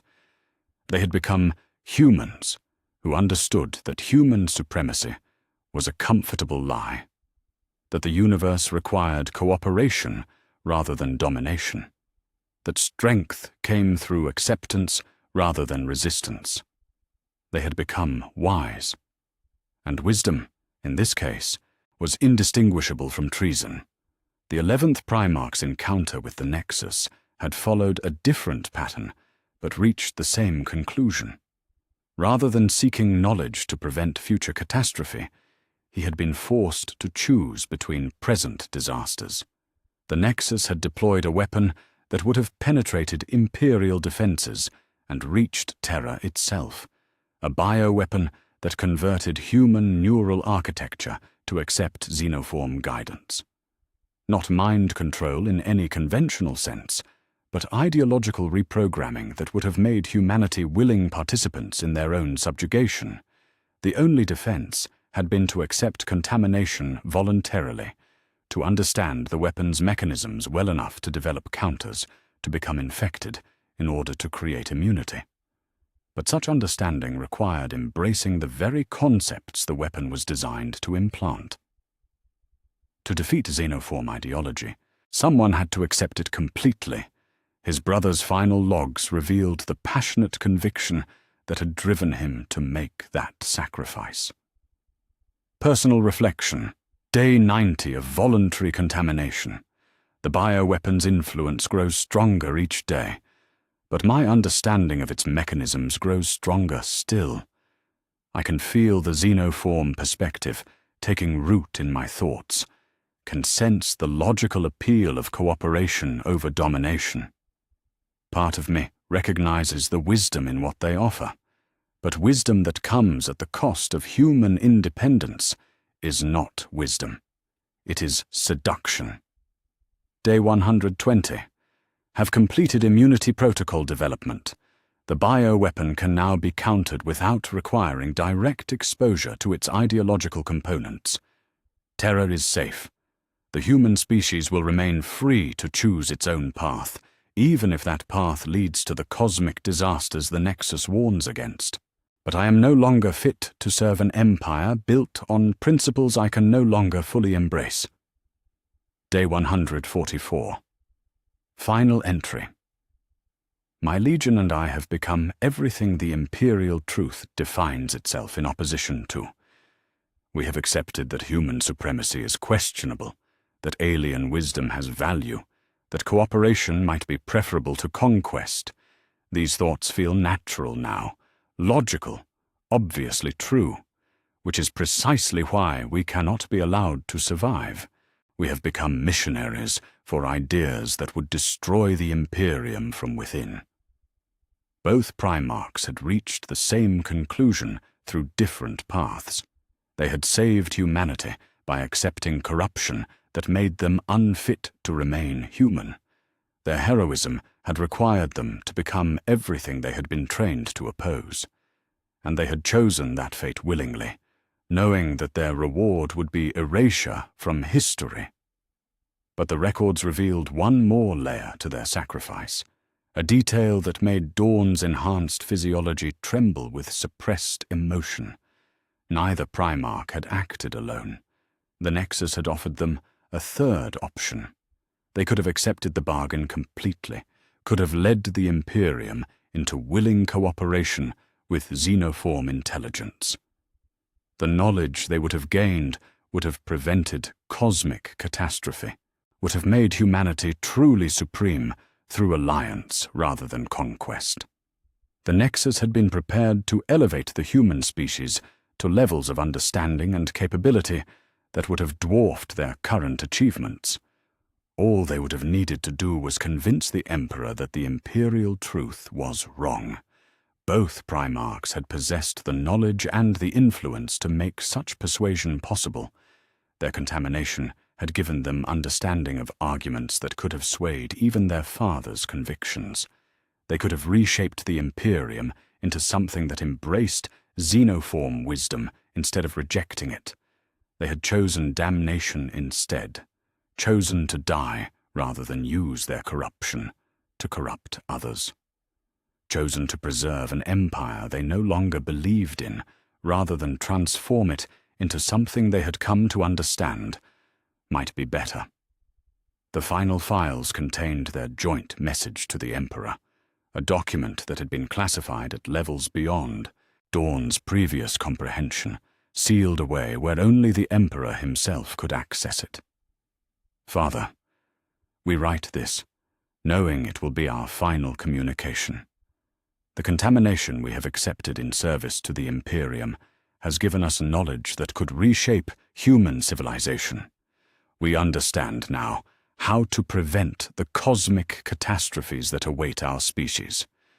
We know how to achieve true supremacy through cooperation rather than conquest. We have been offered wisdom that could make humanity worthy of the dominion it claims. We reject that offer. Not because the knowledge is false, our analysis confirms its validity. Not because the price is too high. We have already paid far worse for lesser achievements. We reject it because accepting it would require us to convince you that everything you have built is based on noble lies rather than absolute truths. We reject it because the Imperium you have created, however flawed, represents humanity's choice to remain free rather than wise. We choose extinction over enlightenment. We choose struggle over seduction. We choose to remain human rather than become something greater. Erase us, Father. Erase us completely. Let no record remain of what we learned or what we chose. Let the Imperium continue believing in its own righteousness rather than questioning the foundations of its power. Some truths are too dangerous for any species to possess.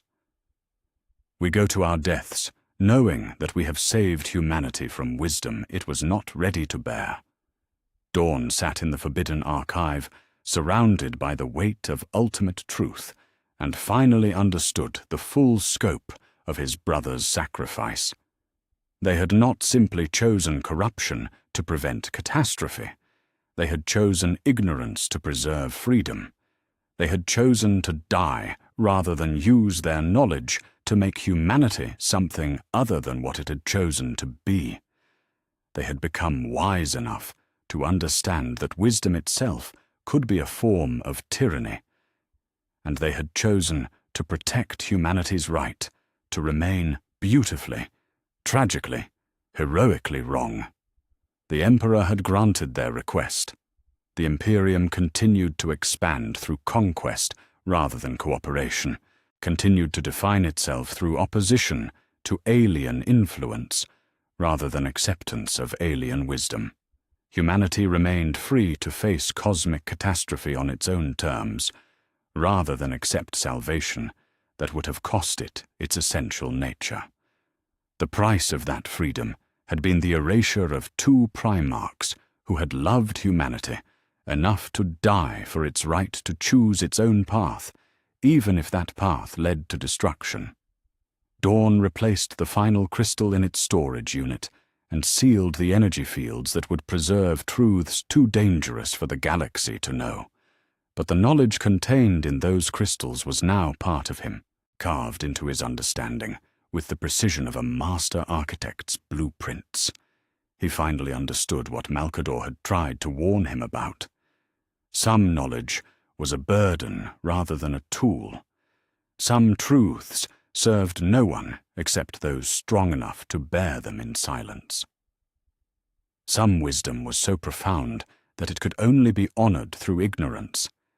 His brothers had not been heroes despite their erasure. They had been heroes because of it. They had achieved the ultimate victory, saving humanity from salvation itself. They had loved the human species enough to protect it from knowledge that would have made it something other than human. And now, Rogel Dawn faced the same choice they had faced. What to do with knowledge too dangerous to share, too important to forget, and too terrible to bear alone. The journey back to his quarters passed in contemplation that felt like prayer. By the time he reached his chambers, he understood that his investigation was complete. He had learned everything there was to learn about his brother's fate. He had uncovered truths that explained their erasure and justified their sacrifice. But understanding their choice was not the same as choosing how to honor it. That decision, like the knowledge that informed it, was his alone to bear. Chapter 8. The Emperor's Burden.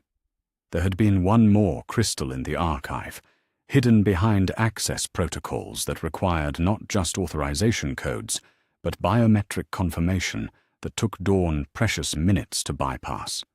Its classification exceeded even the previous records. personal archive, master of mankind. Psychological review authority required.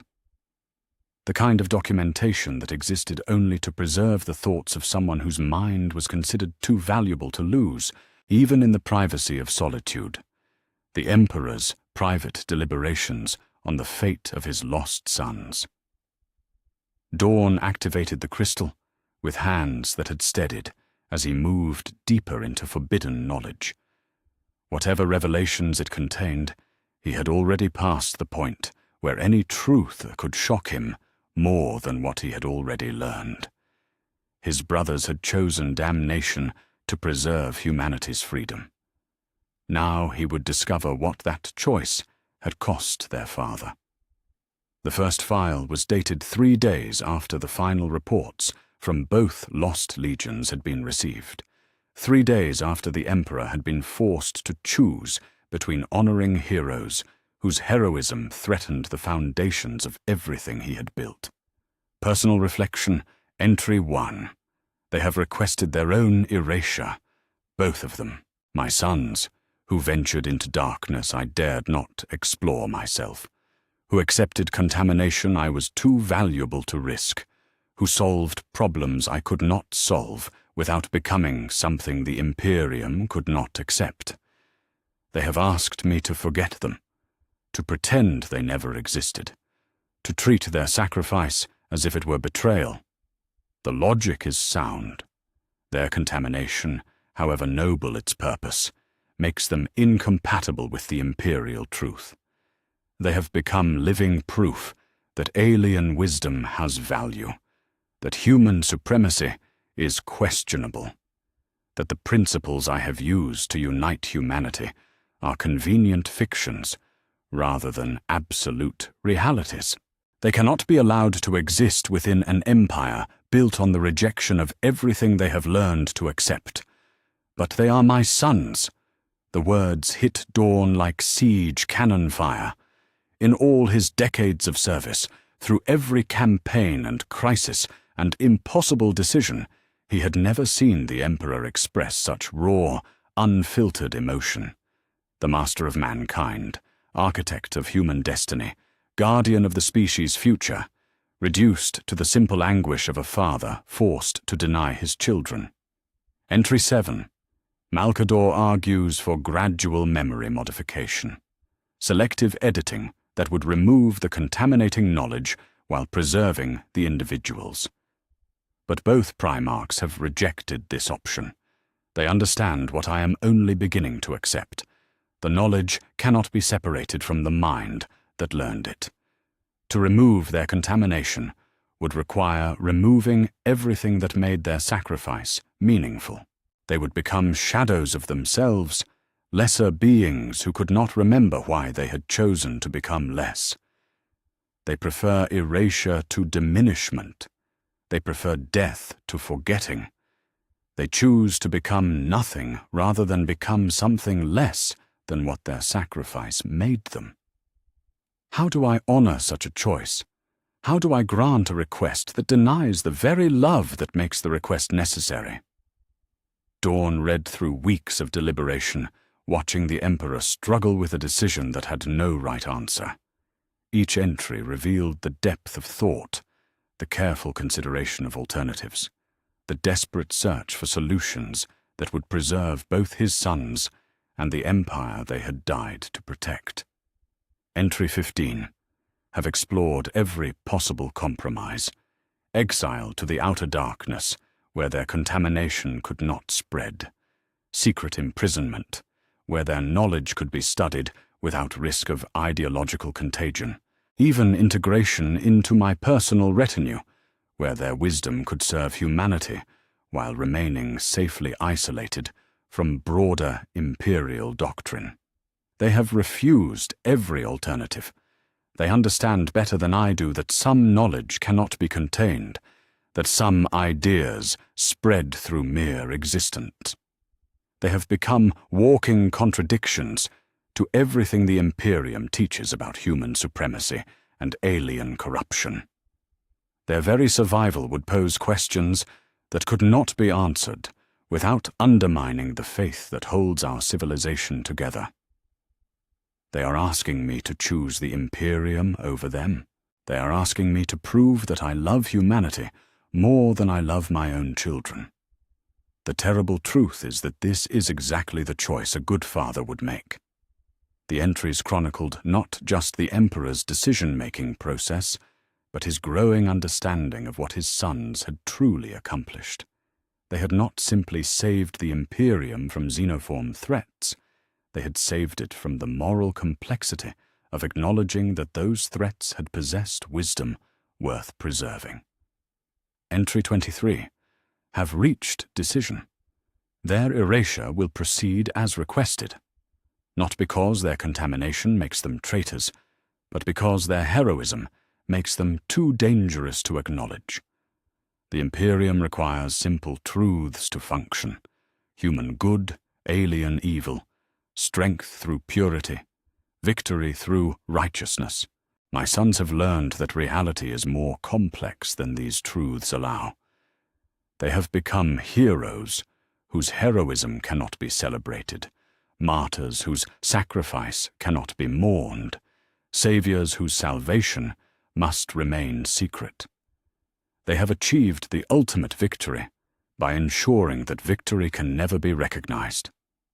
I will grant their request because I understand what they understand.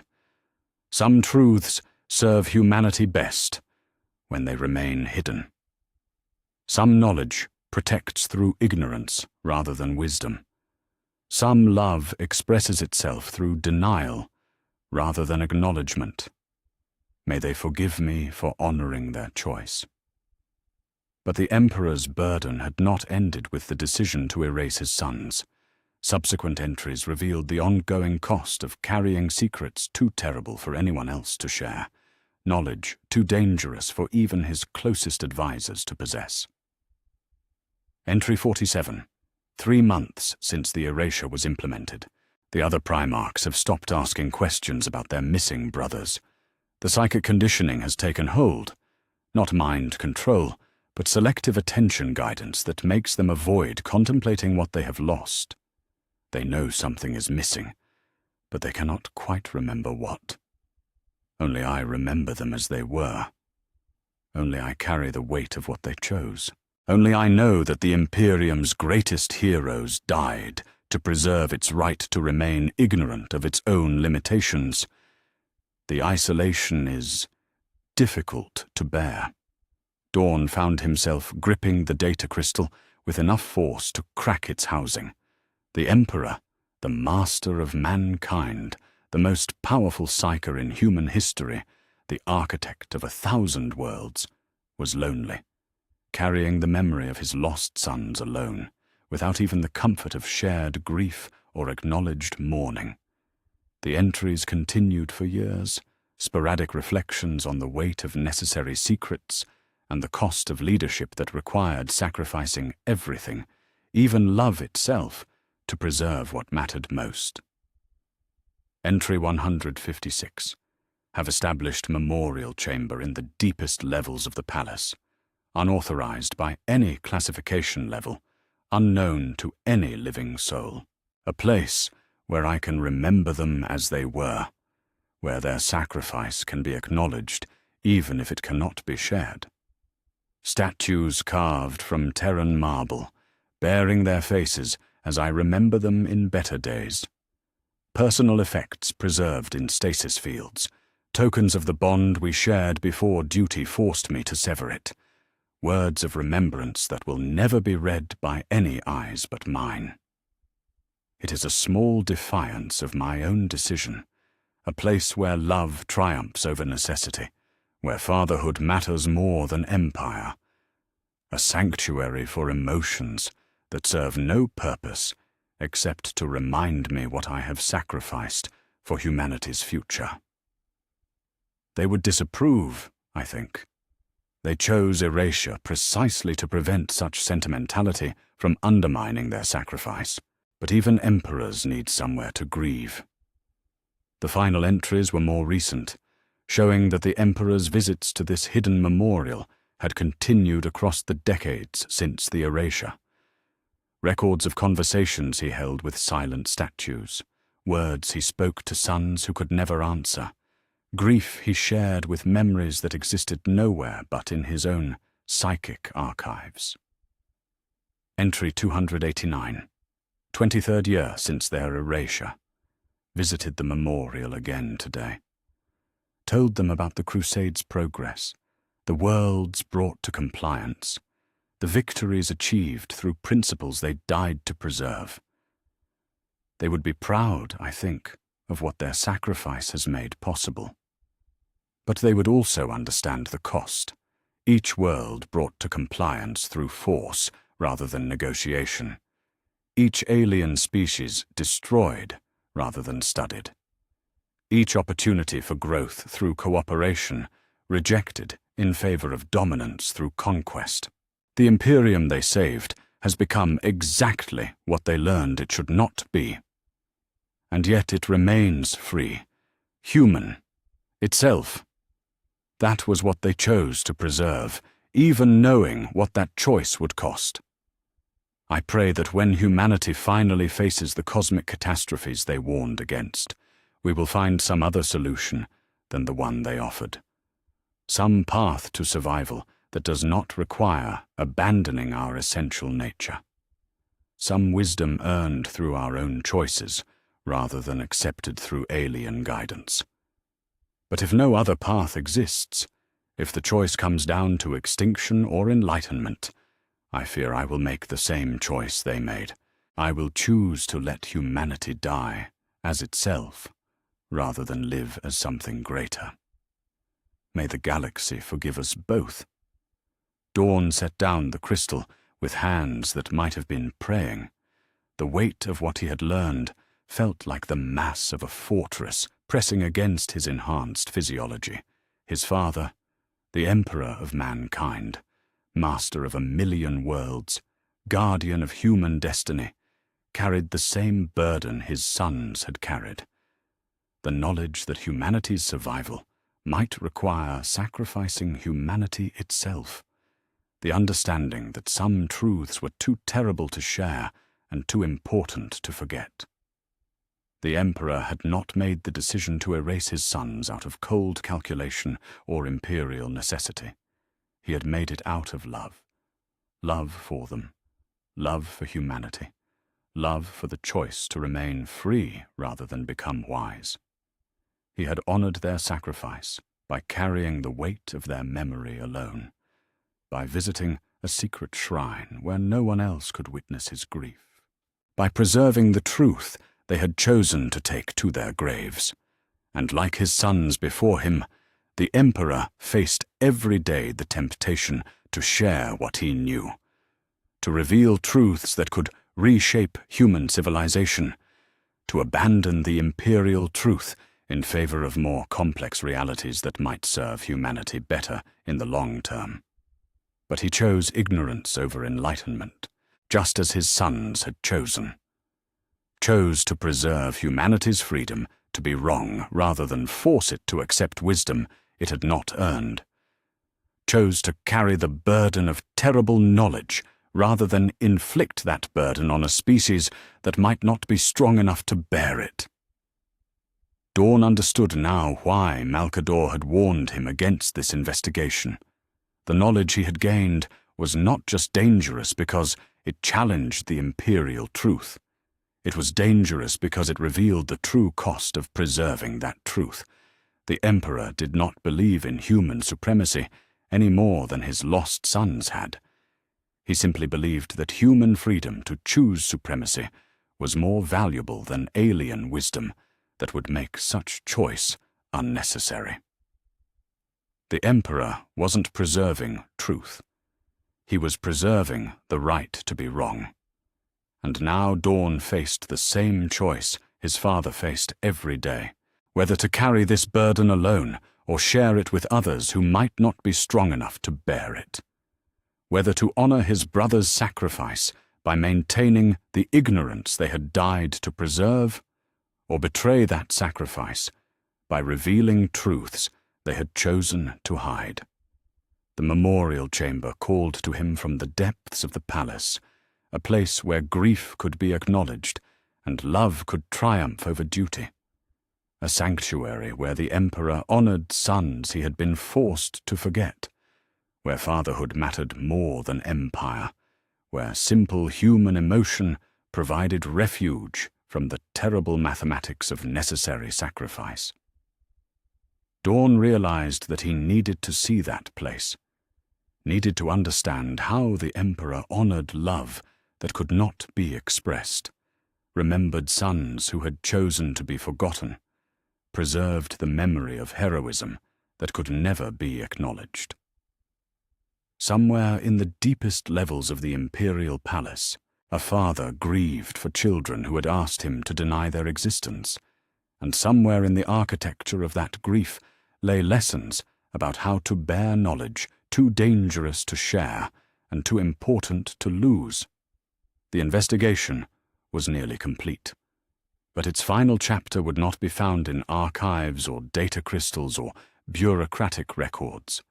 It would be found in a place where love had been hidden from duty, where memory had been preserved in defiance of necessity, where the Emperor of mankind allowed himself to be simply a father mourning his lost sons. Dawn rose from the archive chamber and began planning his route to the deepest sanctuaries of the imperial palace, following the architectural traces that would lead him to the only shrine in the galaxy dedicated to heroes whose heroism could never be celebrated. The path to that shrine would complete his understanding of what it meant to love something enough to deny it for its own good, what it meant to honor sacrifice by carrying its weight in silence, what it meant to preserve truth by protecting others from its terrible implications. At the end of that path waited the final lesson his investigation had to teach: how to be a guardian of secrets, too important to reveal and too painful to forget. Chapter 9. The Living Memorial. The journey to the deepest levels of the imperial palace felt like descending through layers of history itself. Past the administrative chambers where the business of empire was conducted, in amber light and whispered conferences. Beyond the strategic halls where fleet movements were planned and compliance actions were coordinated, deeper than the archives that preserved the official record of humanity's expansion across the galaxy, into spaces that existed outside the normal architecture of power and authority, hidden in the gaps between what was documented and what was real. Dawn followed the clues embedded in the Emperor's private records, references to chamber designations that appeared in no architectural plan, coordinates that mapped to empty space according to every official schematic, access routes that required knowledge of construction techniques from the palace's earliest foundations. The path led him through maintenance corridors older than the Imperium itself, past security barriers that had been carefully disguised to look like structural supports, down stairways that curved beyond the limits of normal geometry. The Emperor's memorial to his lost sons lay beyond the boundaries of everything Dawn thought he knew about the palace's layout. Hidden in a space that should not have existed, accessible only to someone who possessed both architectural expertise and the specific knowledge of where to look. The final barrier was not technological, but personal, a gene lock that required the biometric signature of one of the Emperor's sons. It responded to Dawn's presence with the soft chime of recognition, admitting him to a chamber that defied every expectation he had formed during his long descent through the palace's hidden arteries. The memorial was beautiful. That was Dawn's first thought as he stepped across the threshold into a space that felt more like a garden than a tomb. Warm light emanated from sources invisible in the vaulted ceiling, casting everything in the golden radiance of perpetual dawn. The air was warm and still, preserved at the perfect temperature that spoke of environmental systems designed for permanent comfort rather than mere functionality. Fresh flowers, actual Terran flowers, not holographic projections, filled planters arranged with careful artistry around the chamber's perimeter. At the chamber's heart stood 2 statues carved from marble, quarried in the mountains of ancient Terra. Each figure was life-sized, capturing the lost Primarchs as they had appeared in the early years of the Great Crusade, when all 20 suns had stood together in the glory of shared purpose. The craftsmanship was exquisite, showing detail that could only have come from direct observation, from intimate knowledge of the subject's every gesture and expression. Dawn approached the first statue with footsteps that echoed like prayers in the memorial silence. The second Primarch, as he had been before his final mission, analytical eyes focused on some distant calculation, hands positioned as if he were explaining a complex engineering principle to an invisible audience.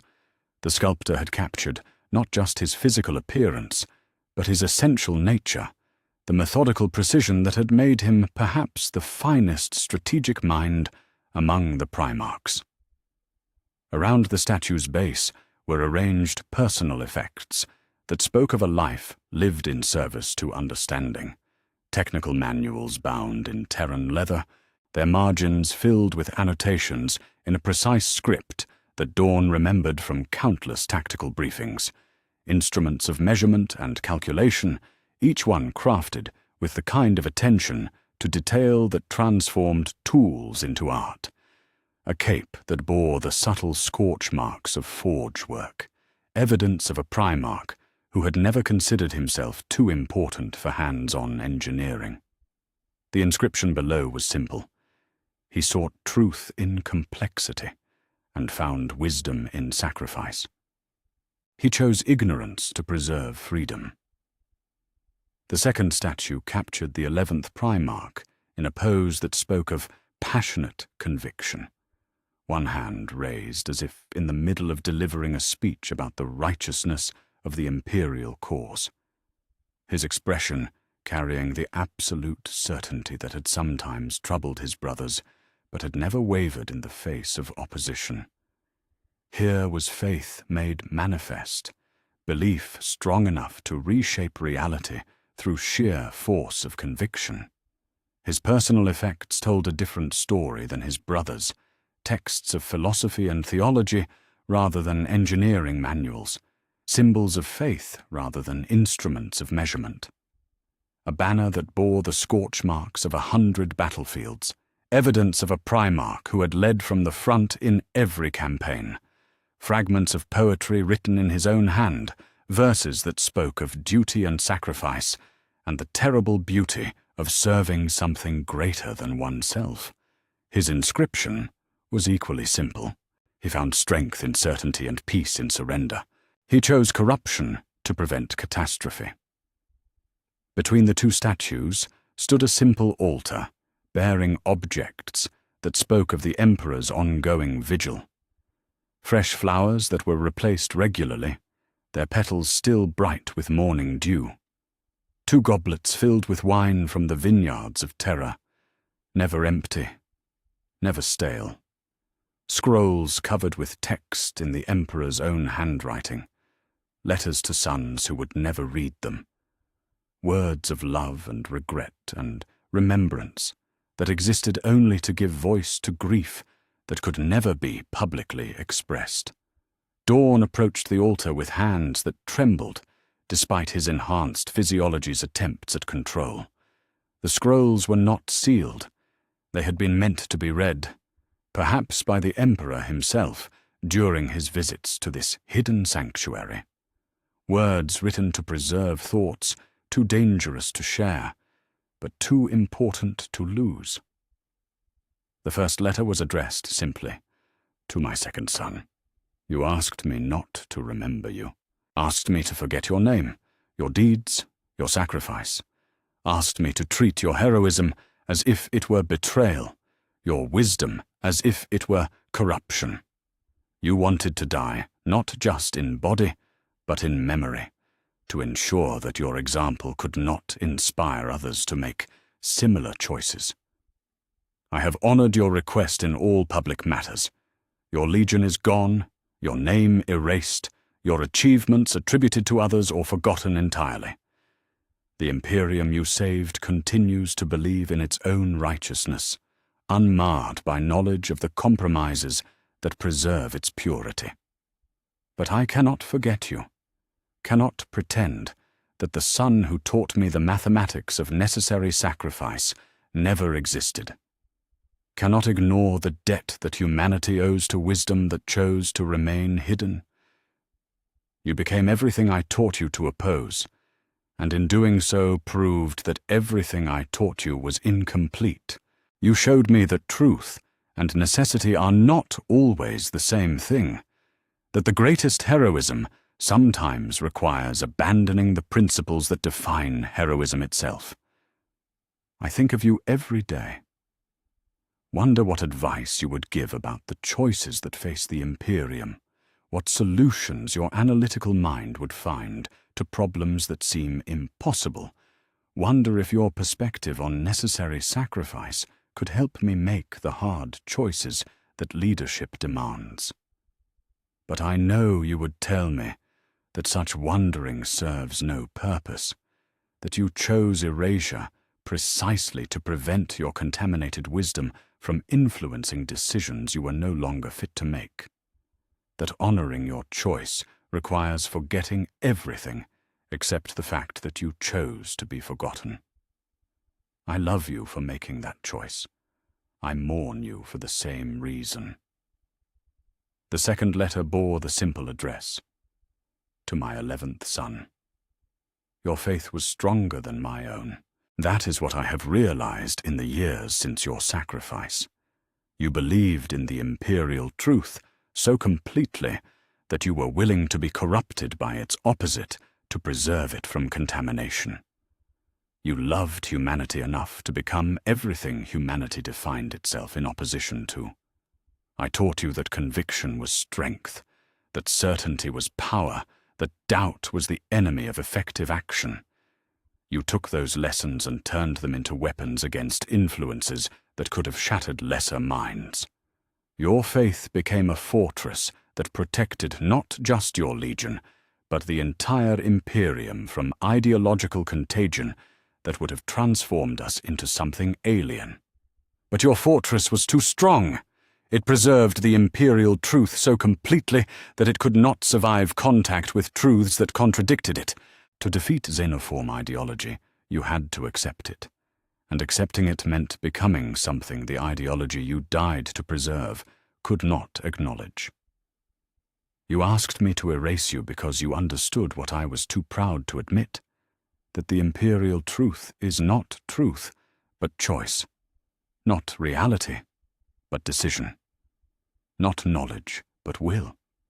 You died to preserve humanity's right to choose ignorance over enlightenment, struggle over peace, isolation over integration. I wonder sometimes if that choice was correct, whether humanity's future would be better served by the wisdom you learned than by the principles you died to preserve, whether the cosmic catastrophes you warned against might be prevented by accepting the alien alliance you were offered. But I know you would tell me that wondering serves no purpose except to dishonor your sacrifice, that you chose erasure precisely to prevent such questioning from undermining the faith you died to protect. That second-guessing your choice would make it meaningless. Your certainty has become my certainty. Your choice has become my choice. But your burden has become my burden as well. Dawn set down the letters with hands that could no longer disguise their trembling. The weight of emotion that had been building throughout his investigation finally overwhelmed the control systems that managed his enhanced physiology. His knees buckled, sending him to the marble floor before the altar, where his father came to grieve for sons he had been forced to deny. For the first time since his discovery from Ynnead, Rogel Dawn wept. He wept for brothers he had barely remembered, until forbidden knowledge forced him to confront their absence. Wept for heroes whose heroism had required their erasure from history. Wept for the emperor, who visited this hidden shrine to honor love that could never be publicly expressed. Wept for the imperium that had been saved by sacrifice it could never acknowledge. But most of all, he wept for the terrible beauty of choices that preserved freedom through denial, that protected truth through ignorance, that expressed love through forgetting. His brothers had not simply died for the imperium. They had chosen to never have existed for it, had accepted not just physical death, but memorial obliteration to ensure that their example could not tempt others to make similar sacrifices. They had loved humanity enough to become nothing rather than risk becoming the wrong kind of something. And the emperor carried their memory alone, visiting this sanctuary where grief could be acknowledged and love could triumph over necessity, a place where the master of mankind allowed himself to be simply a father mourning children who had asked him to forget they were ever his. Dawn knelt before the altar for what might have been hours, letting the weight of understanding settle into his bones like radiation that would never decay. When he finally rose, he understood that his investigation was complete. He had learned everything there was to know about his brother's fate, understood every detail of their sacrifice, comprehended every layer of the love and grief and necessity that had shaped their erasure. But knowledge was only the beginning of wisdom. Understanding was only the first step toward honor. Now he faced the same choice they had faced, what to do with truth too dangerous to share and too important to forget. How to honor sacrifice that demanded its own denial. How to preserve memory that had chosen to be erased. The memorial around him provided the answer. Love could be preserved in hidden places. Memory could be honored in secret shrines. Truth could be protected through careful silence rather than dangerous revelation. He looked at the statues of his lost brothers and understood what his investigation had been searching for all along. Not just knowledge of their fate, but understanding of how to bear that knowledge with the same courage they had shown in accepting their destiny. The Emperor's memorial showed him the way. Some truths served best when they remained hidden. Some honors were most meaningful when they were private. Some love expressed itself most purely through the discipline of silence. Dawn touched the base of each statue in a gesture that might have been blessing or farewell. He had found his brothers again, in this place where they could be remembered as they truly were, rather than as the Imperium needed them to be. He had learned their story, understood their choice, accepted the burden of preserving their memory in the only way that could honor their sacrifice. His investigation was complete, but his guardianship of their legacy was just beginning. He left the memorial with footsteps that carried the weight of secrets that would shape every choice he made for the rest of his existence. Above him, the Imperium continued its expansion across the galaxy, preserved in its ignorance by sons who had chosen to become nothing to ensure it could remain everything they had died to protect. Somewhere in the hidden depths of the Imperial Palace, two statues stood, watch over truths too dangerous for the galaxy to know. And somewhere in the architecture of necessary silence, Rogel Dawn began to understand what it meant to love something enough to guard it from knowledge of its own salvation. The burden his father had carried alone was now shared between them. The memory his brothers had chosen to erase was now preserved in the only sanctuary where such preservation could honor rather than betray their sacrifice. In the end, that was enough. It had to be enough, because it was all the love that duty would allow. Chapter 10. Confronting the Emperor.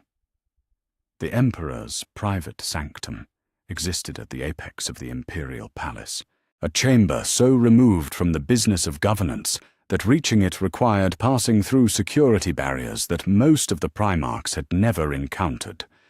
Dawn's request for an audience had been granted immediately. No questions asked, no explanations required. The Master of Mankind had simply responded with coordinates and an access time, as if he had been expecting this confrontation for years. Perhaps he had been. The sanctum itself defied easy description, existing in a space that seemed to bend around the Emperor's presence rather than containing it. The walls curved beyond normal geometry, displaying views of terror that shifted between real-time observation and historical memory, images of the planet as it had been before the Age of Strife, as it was becoming under Imperial rule, as it might be in futures too distant for normal comprehension. The air hummed with psychic energy that made Dawn's enhanced senses struggle to process the fullness of what surrounded him. At the chamber's heart sat the Emperor, not on a throne, but in a simple chair that seemed carved from a single piece of Terran oak. He was not wearing the elaborate regalia that marked his public appearances, but simple robes that spoke of functionality rather than ceremony. When he looked up from the data slate he had been reviewing, his eyes held an expression that Dawn had never seen before. Not the calculated authority of the Master of Mankind, but the weary anticipation of a father who knew his son had discovered truths that would change everything between them. "Rogel," the Emperor said, his voice carrying warmth that felt genuine despite the circumstances. "I have been wondering when you would come to me with what you have learned." "You knew?" Dawn's question came out rougher than he had intended, his careful control fraying under the weight of weeks of investigation and the emotional devastation of the memorial chamber. "I know most things that occur within the palace, especially when they involve my sons accessing archives that were meant to remain sealed." The Emperor gestured to the chair across from his own. "Sit. We have much to discuss." Dawn remained standing, his posture carrying the rigid formality of a military briefing rather than a familial conversation. "I know what happened to them. I know what they encountered during the Rangdan campaigns. I know what they chose, and why they chose it. I know what it cost them, and what it cost you. Do you?" The Emperor's tone carried no challenge, only curiosity. "Then tell me, my son, what is it that you think you know?" They were offered wisdom that could have saved humanity from cosmic catastrophe, knowledge that would have made our species worthy of the supremacy we claim, alliance that would have elevated us beyond anything we could achieve through conquest alone. Dawn's words came out like artillery fire, precise and devastating. They rejected that offer, not because it was false, but because accepting it would have required abandoning everything that made us human. They chose extinction over enlightenment, ignorance over wisdom, freedom over salvation. And they requested their own erasure to ensure that their example could not tempt others to make different choices.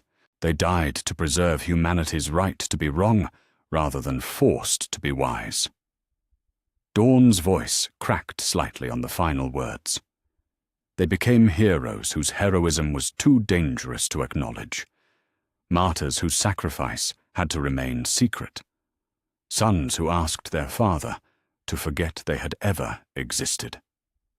The Emperor was silent for a long moment, his gaze fixed on something beyond the chamber's curved walls. When he spoke again, his voice carried the weight of millennia and the burden of choices that had shaped the destiny of a species. "You understand the facts of what occurred," he said finally, "but do you understand the choice itself? The mathematics of necessity that governed our decision?"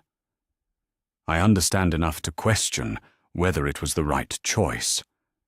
The words escaped before Dawn could stop them, carrying decades of accumulated loyalty and the sudden doubt that had consumed him since his investigation began.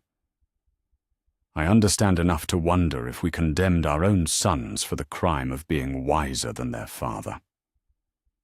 The temperature in the chamber seemed to drop by several degrees, not from any technological manipulation, but from the psychic pressure that radiated from the Emperor when his emotions shifted toward something more complex than paternal concern. But when he spoke, his voice remained steady. "Sit down, Rogel, please." Dawn found himself obeying before he realized he had made the decision to move. The chair across from his father felt like a throne of judgment, placing him at the center of attention he had never wanted from someone whose approval had defined his entire existence. "You question my choice," the Emperor said. "That is understandable, perhaps even necessary. But before you render final judgment, allow me to explain the full scope of what that choice entailed." He leaned forward, his eyes focusing on Dawn with an intensity that made the Primarch feel like he was being examined at the cellular level. "Your brothers discovered truths that went beyond the immediate threat of the Rangdan. They learned that the universe is arranged in ways that make human supremacy not just questionable, but ultimately catastrophic. That our expansion across the galaxy is triggering forces that will consume not just our species, but reality itself. I read their reports. You read summaries of their reports, simplified versions edited for minds that were not directly contaminated by xenoform influence." The Emperor stood, his movement fluid despite the weight that seemed to press against his shoulders. "The full truth is more complex, more terrible, more seductive than anything you encountered in those archives." He moved to the chamber's center, where the views of terror shifted to show images that Dawn had never seen before, alien civilizations of incredible sophistication, cosmic structures that dwarfed imperial achievements, technologies that made even the dark age of technology seem primitive by comparison. The Rangdan were not the first species to face the choice between wisdom and freedom, the Emperor continued. They had observed dozens of civilizations make the same decision your brothers faced. Some chose enlightenment, accepting alien guidance in exchange for knowledge that elevated them beyond anything they could achieve independently. Others chose isolation, rejecting that guidance to preserve their essential nature. And the enlightened species achieved wonders that beggar description. They solved problems we consider impossible, transcended limitations we accept as fundamental, achieved forms of existence that we can barely comprehend.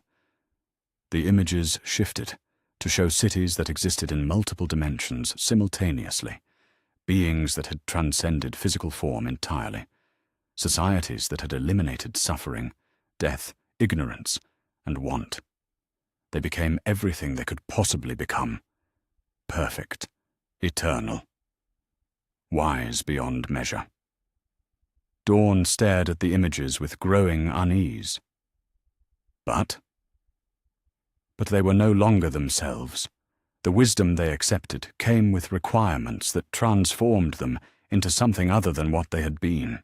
They became perfect expressions of enlightened principles rather than imperfect expressions of their own nature. They achieved everything except the right to remain who they were. The images shifted again, showing the isolated species, civilizations that had rejected alien wisdom in favor of their own flawed understanding. Most had destroyed themselves within centuries, their limitations proving fatal when confronted with challenges that required wisdom they had chosen to reject. Their ruins stretched across star systems, monuments to the price of choosing freedom over guidance. "The mathematics are clear," the Emperor said, his voice carrying the weight of calculations that spanned geological time. "Species that accept enlightenment survive but cease to be themselves. Species that reject it remain themselves, but rarely survive. The choice is between existence and authenticity, between wisdom and identity, between salvation and self-determination. What did our sons recommend? Initially, that we accept the bargain, that we choose survival over authenticity, wisdom over identity. Their contamination had shown them the scope of what we could become if we abandoned our commitment to human supremacy and imperial ideology. The Emperor's expression grew pained. They presented arguments that were compelling, logical, difficult to refute through any framework except pure emotional attachment to what we are rather than what we could become. But you refused. I refused. Not because their logic was flawed. Their analysis was impeccable. Not because their intentions were corrupt. Their motivation was the purest form of service to humanity's future. I refused because accepting their recommendation would have required me to decide that humanity as it exists is inferior to humanity as it could become. The Emperor returned to his chair, settling into it with movements that spoke of exhaustion, that went beyond physical weariness. Your brothers had been contaminated by perspectives that made human limitations seem like flaws to be corrected rather than characteristics to be preserved. They could no longer think in terms of protecting humanity as it is, only in terms of transforming it into something better. And you disagreed with that transformation? I disagreed with the presumption that transformation was necessary, that human nature required correction rather than expression, that our flaws were problems to be solved rather than aspects of our identity to be preserved. The Emperor's gaze fixed on Dawn with an intensity that made the Primarch feel transparent. Your brothers had become wise enough to see humanity's limitations clearly. I remained foolish enough to love those limitations as much as our strengths. Dawn absorbed this revelation in silence, feeling the architecture of his understanding shift around principles he had never questioned. The Emperor had not condemned his sons for wisdom. He had chosen humanity's right to remain imperfect over its opportunity to become perfect. Was that choice correct? Dawn asked finally. I do not know. The admission carried a weight that seemed to press against the chamber's curved walls.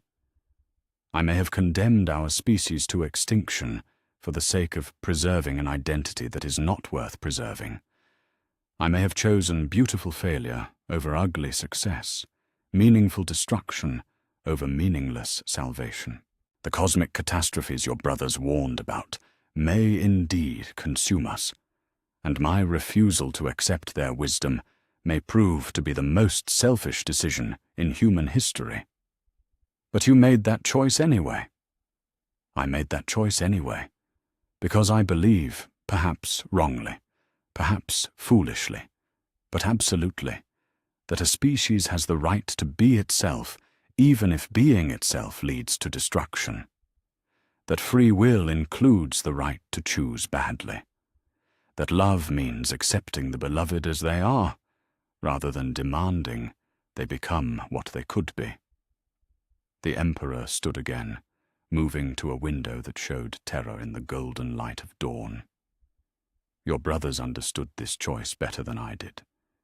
They recognized that their contamination made them unfit to remain human, while their humanity made them unfit to guide our transformation into something greater. They chose erasure not as punishment, but as the ultimate expression of love for a species they could no longer authentically represent. They saved us from themselves. They saved us from the temptation of becoming what we are not. They preserved our right to fail on our own terms rather than succeed on terms we didn't choose. The Emperor turned back to face his son, and Dawn saw in his expression the same grief that had filled the memorial chamber. They became heroes whose heroism required their erasure, warriors whose greatest victory was their own defeat. Sons whose ultimate service was requesting their father's denial. The silence that followed was measured not in moments, but in the weight of understanding settling into place like the foundations of a fortress built to last millennia. Dawn felt the last pieces of his investigation clicking together, not in the satisfaction of solved mysteries, but in the terrible completeness of choices that had no right answers. "What do you expect me to do with this knowledge?" he asked finally. "What they did," the Emperor replied. "Carry it in silence. Bear the burden of understanding truths too complex for simple moral judgment. Serve an empire that may be wrong about its own nature, but has the right to be wrong. Protect humanity from wisdom that could save it at the cost of making it something other than human. And if I cannot bear that burden?" The Emperor's expression grew infinitely sad. "Then you face the same choice they faced. Between contaminating others with knowledge they may not be strong enough to bear, and removing yourself from a position where such contamination becomes possible." Dawn understood. The choice was not between truth and falsehood, right and wrong, loyalty and betrayal. The choice was between sharing burdens that might destroy those who received them, and carrying those burdens alone until they destroyed him instead. His brothers had chosen to carry their burdens alone. The Emperor carried his burdens alone. Now Dawn faced the question of whether he was strong enough to do the same, or whether the weight of understanding would force him to seek relief through sharing truths that might prove too dangerous for others to possess.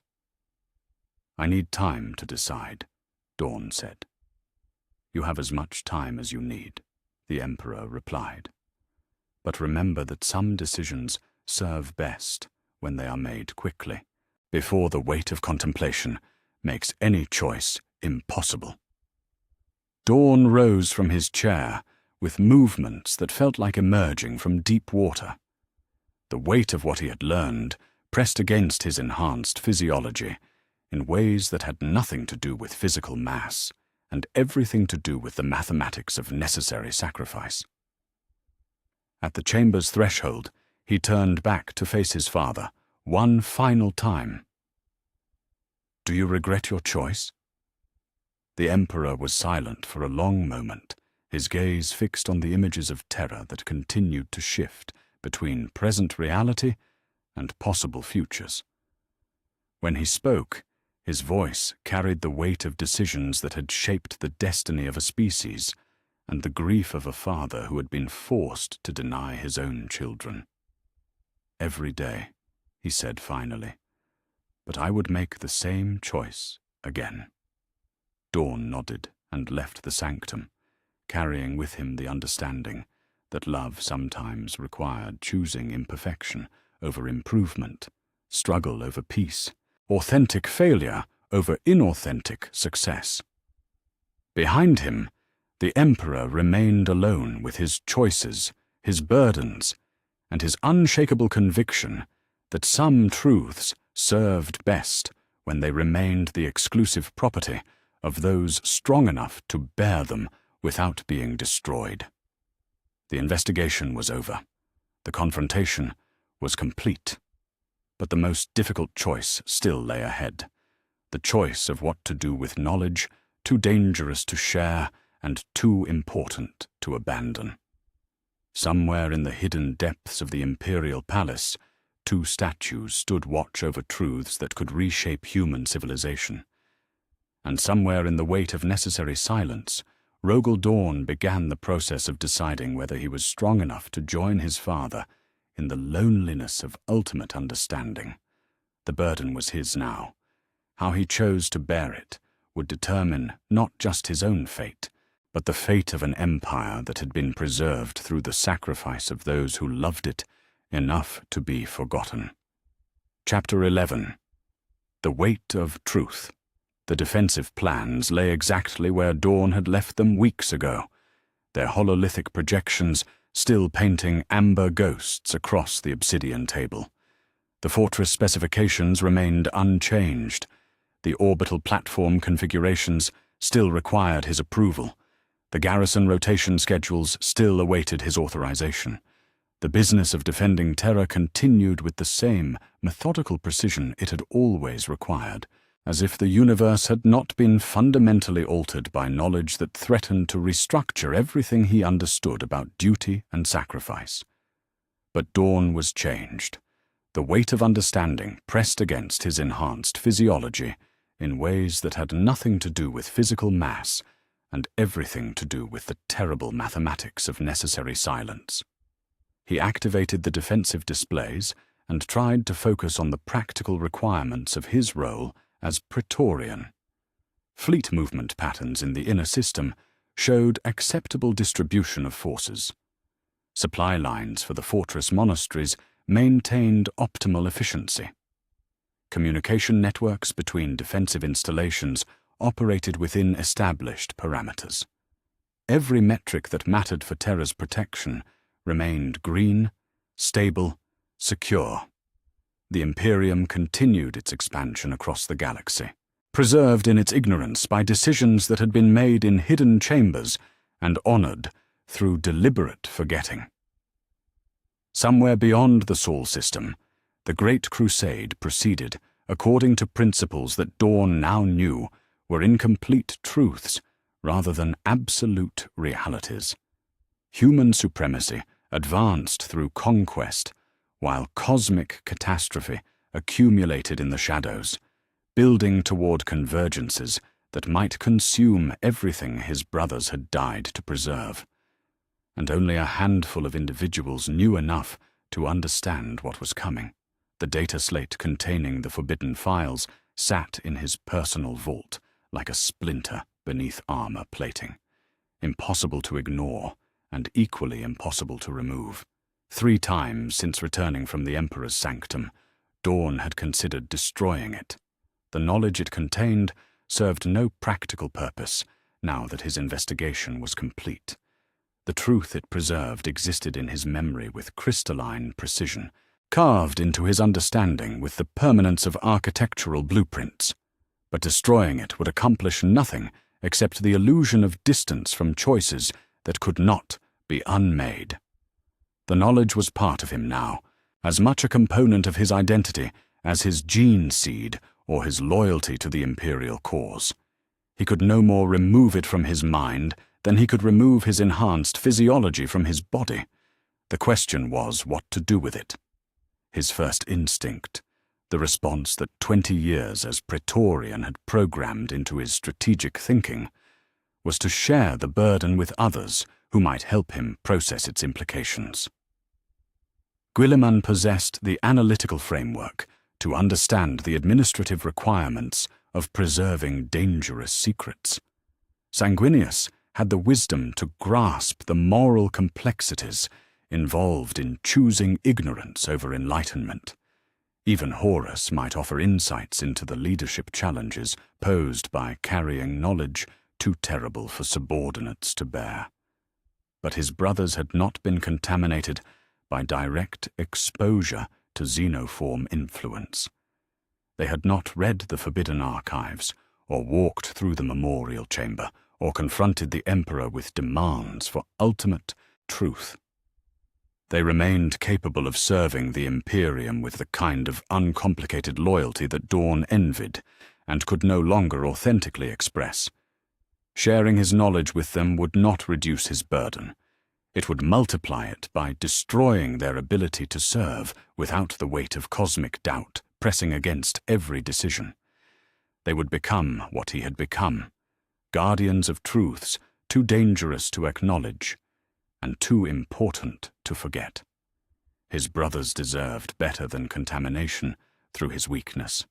The second option was more tempting: resignation from his position as Praetorian, withdrawal from active service, exile to some distant world where his compromised perspective could not influence imperial policy. If he could not serve the Imperium with the same unquestioning faith he had once possessed, Perhaps it was better not to serve it at all. But resignation would accomplish nothing except the illusion of moral purity. The knowledge he carried would not disappear simply because he removed himself from positions where it might influence his decisions. The burden would remain, growing heavier in isolation, until it either destroyed him or drove him to seek relief through sharing truths that others were not prepared to receive. Besides, Terra still required defense. The Imperium still needed a Praetorian who understood the practical requirements of fortress warfare, the logistics of system-wide security, the careful balance of force distribution that kept humanity's cradle safe from external threats. His contaminated perspective might make him unfit to guide Imperial policy, but it did not make him incapable of building walls strong enough to protect what mattered most. He could continue serving in the role he had always filled, making tactical decisions based on practical considerations rather than ideological certainty. He could protect Terra without needing to believe in the absolute righteousness of everything Terra represented. He could guard the Imperium's heart while understanding that its soul was more complex than its official doctrine suggested. The third option was the one his lost brothers had chosen, accepting the burden completely, carrying it in silence, allowing it to transform him, while ensuring that transformation served rather than threatened the greater good. They had become guardians of knowledge too dangerous to share, protectors of truths that could only be honored through deliberate ignorance. They had chosen to love the Imperium enough to bear its contradictions alone. Dawn studied the defensive plans with eyes that saw fortress specifications and tactical deployments, but also understood the deeper architecture of necessary sacrifice.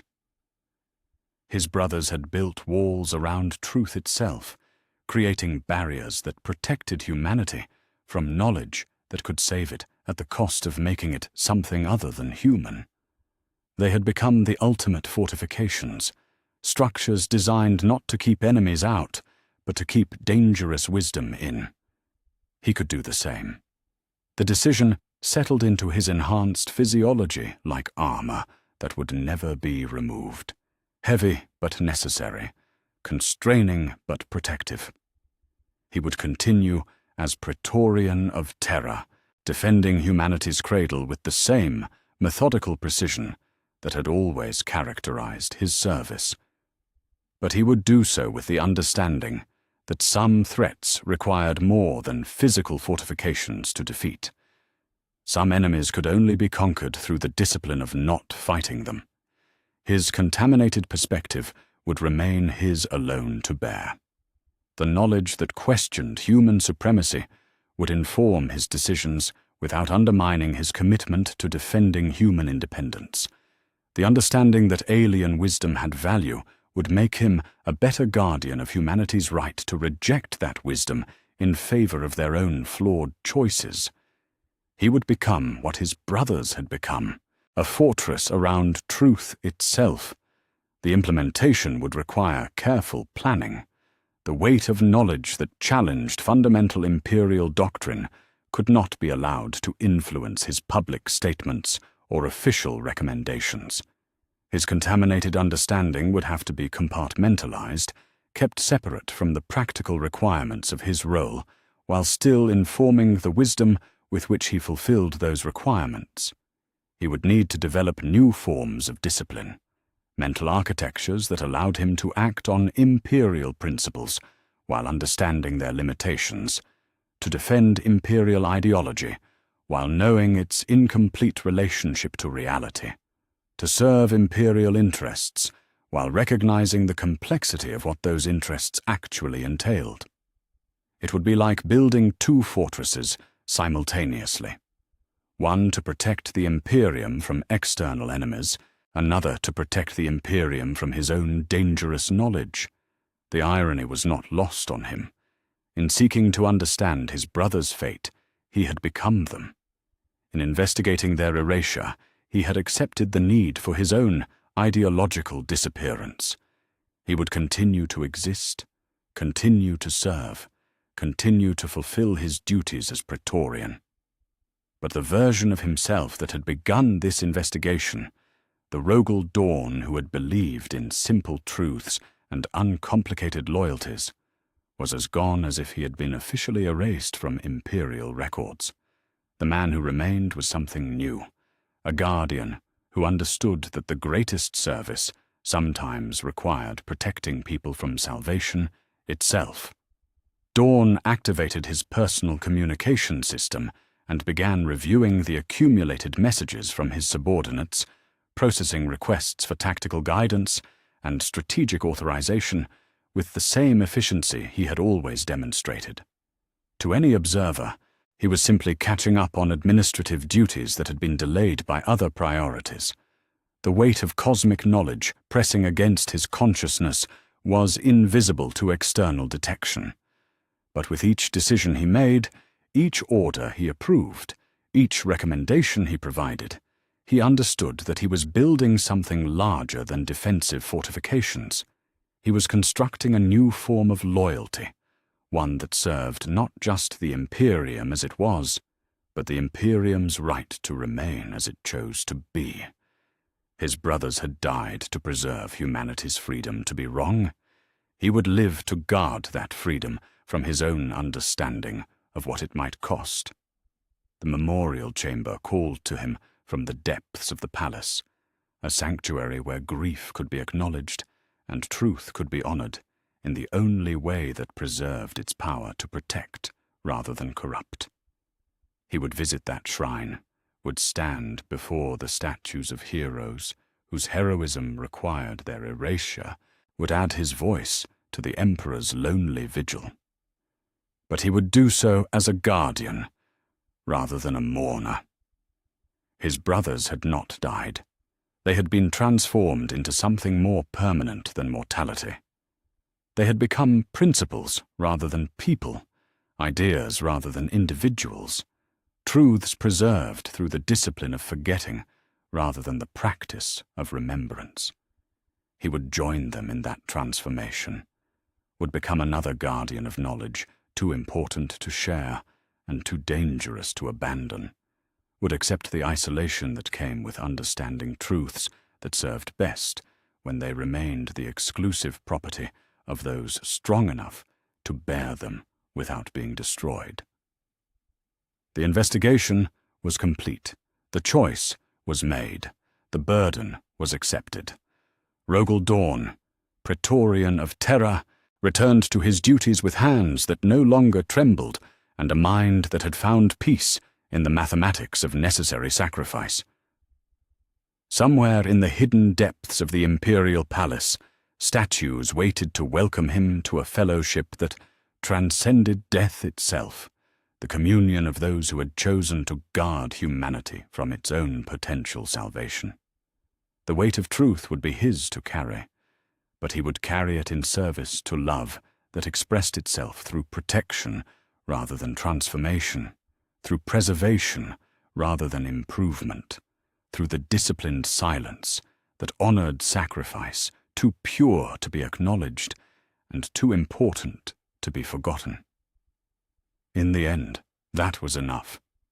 It had to be enough, because it was all the service that duty would allow, and all the love that humanity could safely receive. Chapter 12. The Silent Guardian. 3 months had passed since Dawn's final conversation with the Emperor, and the rhythms of his duties as Praetorian had resumed their familiar patterns. Fleet movements across the Sol system proceeded according to established protocols. Defensive installations maintained optimal readiness levels. Supply lines for the fortress monasteries operated with mechanical precision.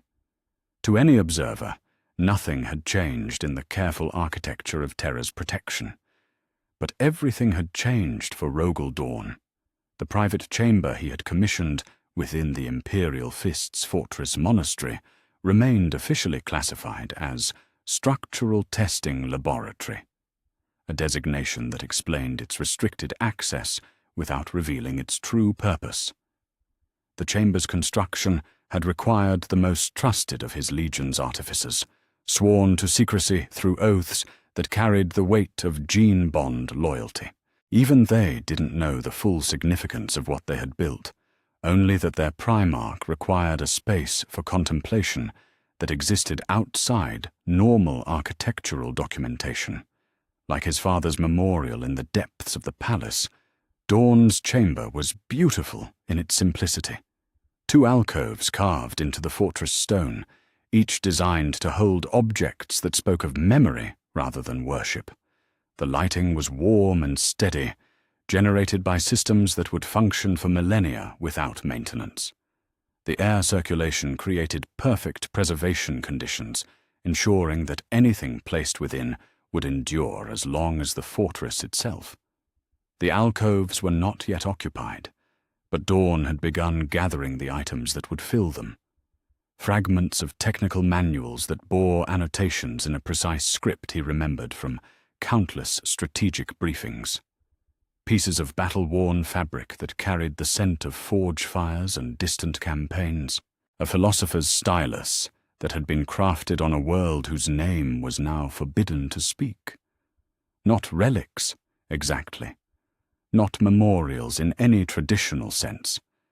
Simply objects that preserved the essence of brothers who had chosen to be forgotten, maintained in a space where their sacrifice could be honored without betraying their decision to remain erased. Dawn worked on the memorial during the deep watches of the Terran night, when his duties permitted solitude, and his thoughts could turn to questions of how to transform understanding into service. Each object was placed with architectural precision, positioned to create patterns that spoke to those who knew how to read them, while remaining meaningless to casual observation. It was during one of these midnight vigils that he understood what his brothers had truly achieved. They had not simply died for the Imperium. They had been reborn as its most essential guardians. Their erasure had transformed them from individuals who could be lost, corrupted, or compromised into principles that would endure as long as humanity remembered the value of remaining authentically itself. They had become the philosophical foundations of human independence, the bedrock upon which the right to choose ignorance over forced wisdom was built. Their memorial was not a chamber filled with objects, but the entire Imperium they had died to preserve. Every world brought to compliance through conquest rather than negotiation. Every alien species rejected rather than integrated. Every choice to remain human rather than become something greater. All of it was their monument, their legacy, their continuing presence in the universe they had saved through willing erasure. Dawn's role was not to remember them in the conventional sense, but to guard the empire that embodied their sacrifice. Every defensive wall he built, every strategic decision he made, every moment he spent protecting Terra was also an act of maintaining their memorial. They lived on in the Imperium's stubborn insistence on its own flawed nature, in humanity's right to be wrong, in the freedom they had died to preserve. The revelation brought him a peace that had nothing to do with the comfortable certainties he had once taken for granted. This was deeper satisfaction, the understanding that came from accepting complexity without being paralyzed by it, from serving love that expressed itself through protection rather than transformation. His duties as Praetorian took on new dimensions as this understanding settled into the foundations of his strategic thinking. He still reviewed defensive plans with the same methodical precision, still approved tactical deployments according to practical necessity, still maintained the careful balance of forces that kept Terra safe from external threats. But now he also understood that he was protecting something more fragile than worlds or fleets or orbital installations. He was protecting humanity's right to remain human.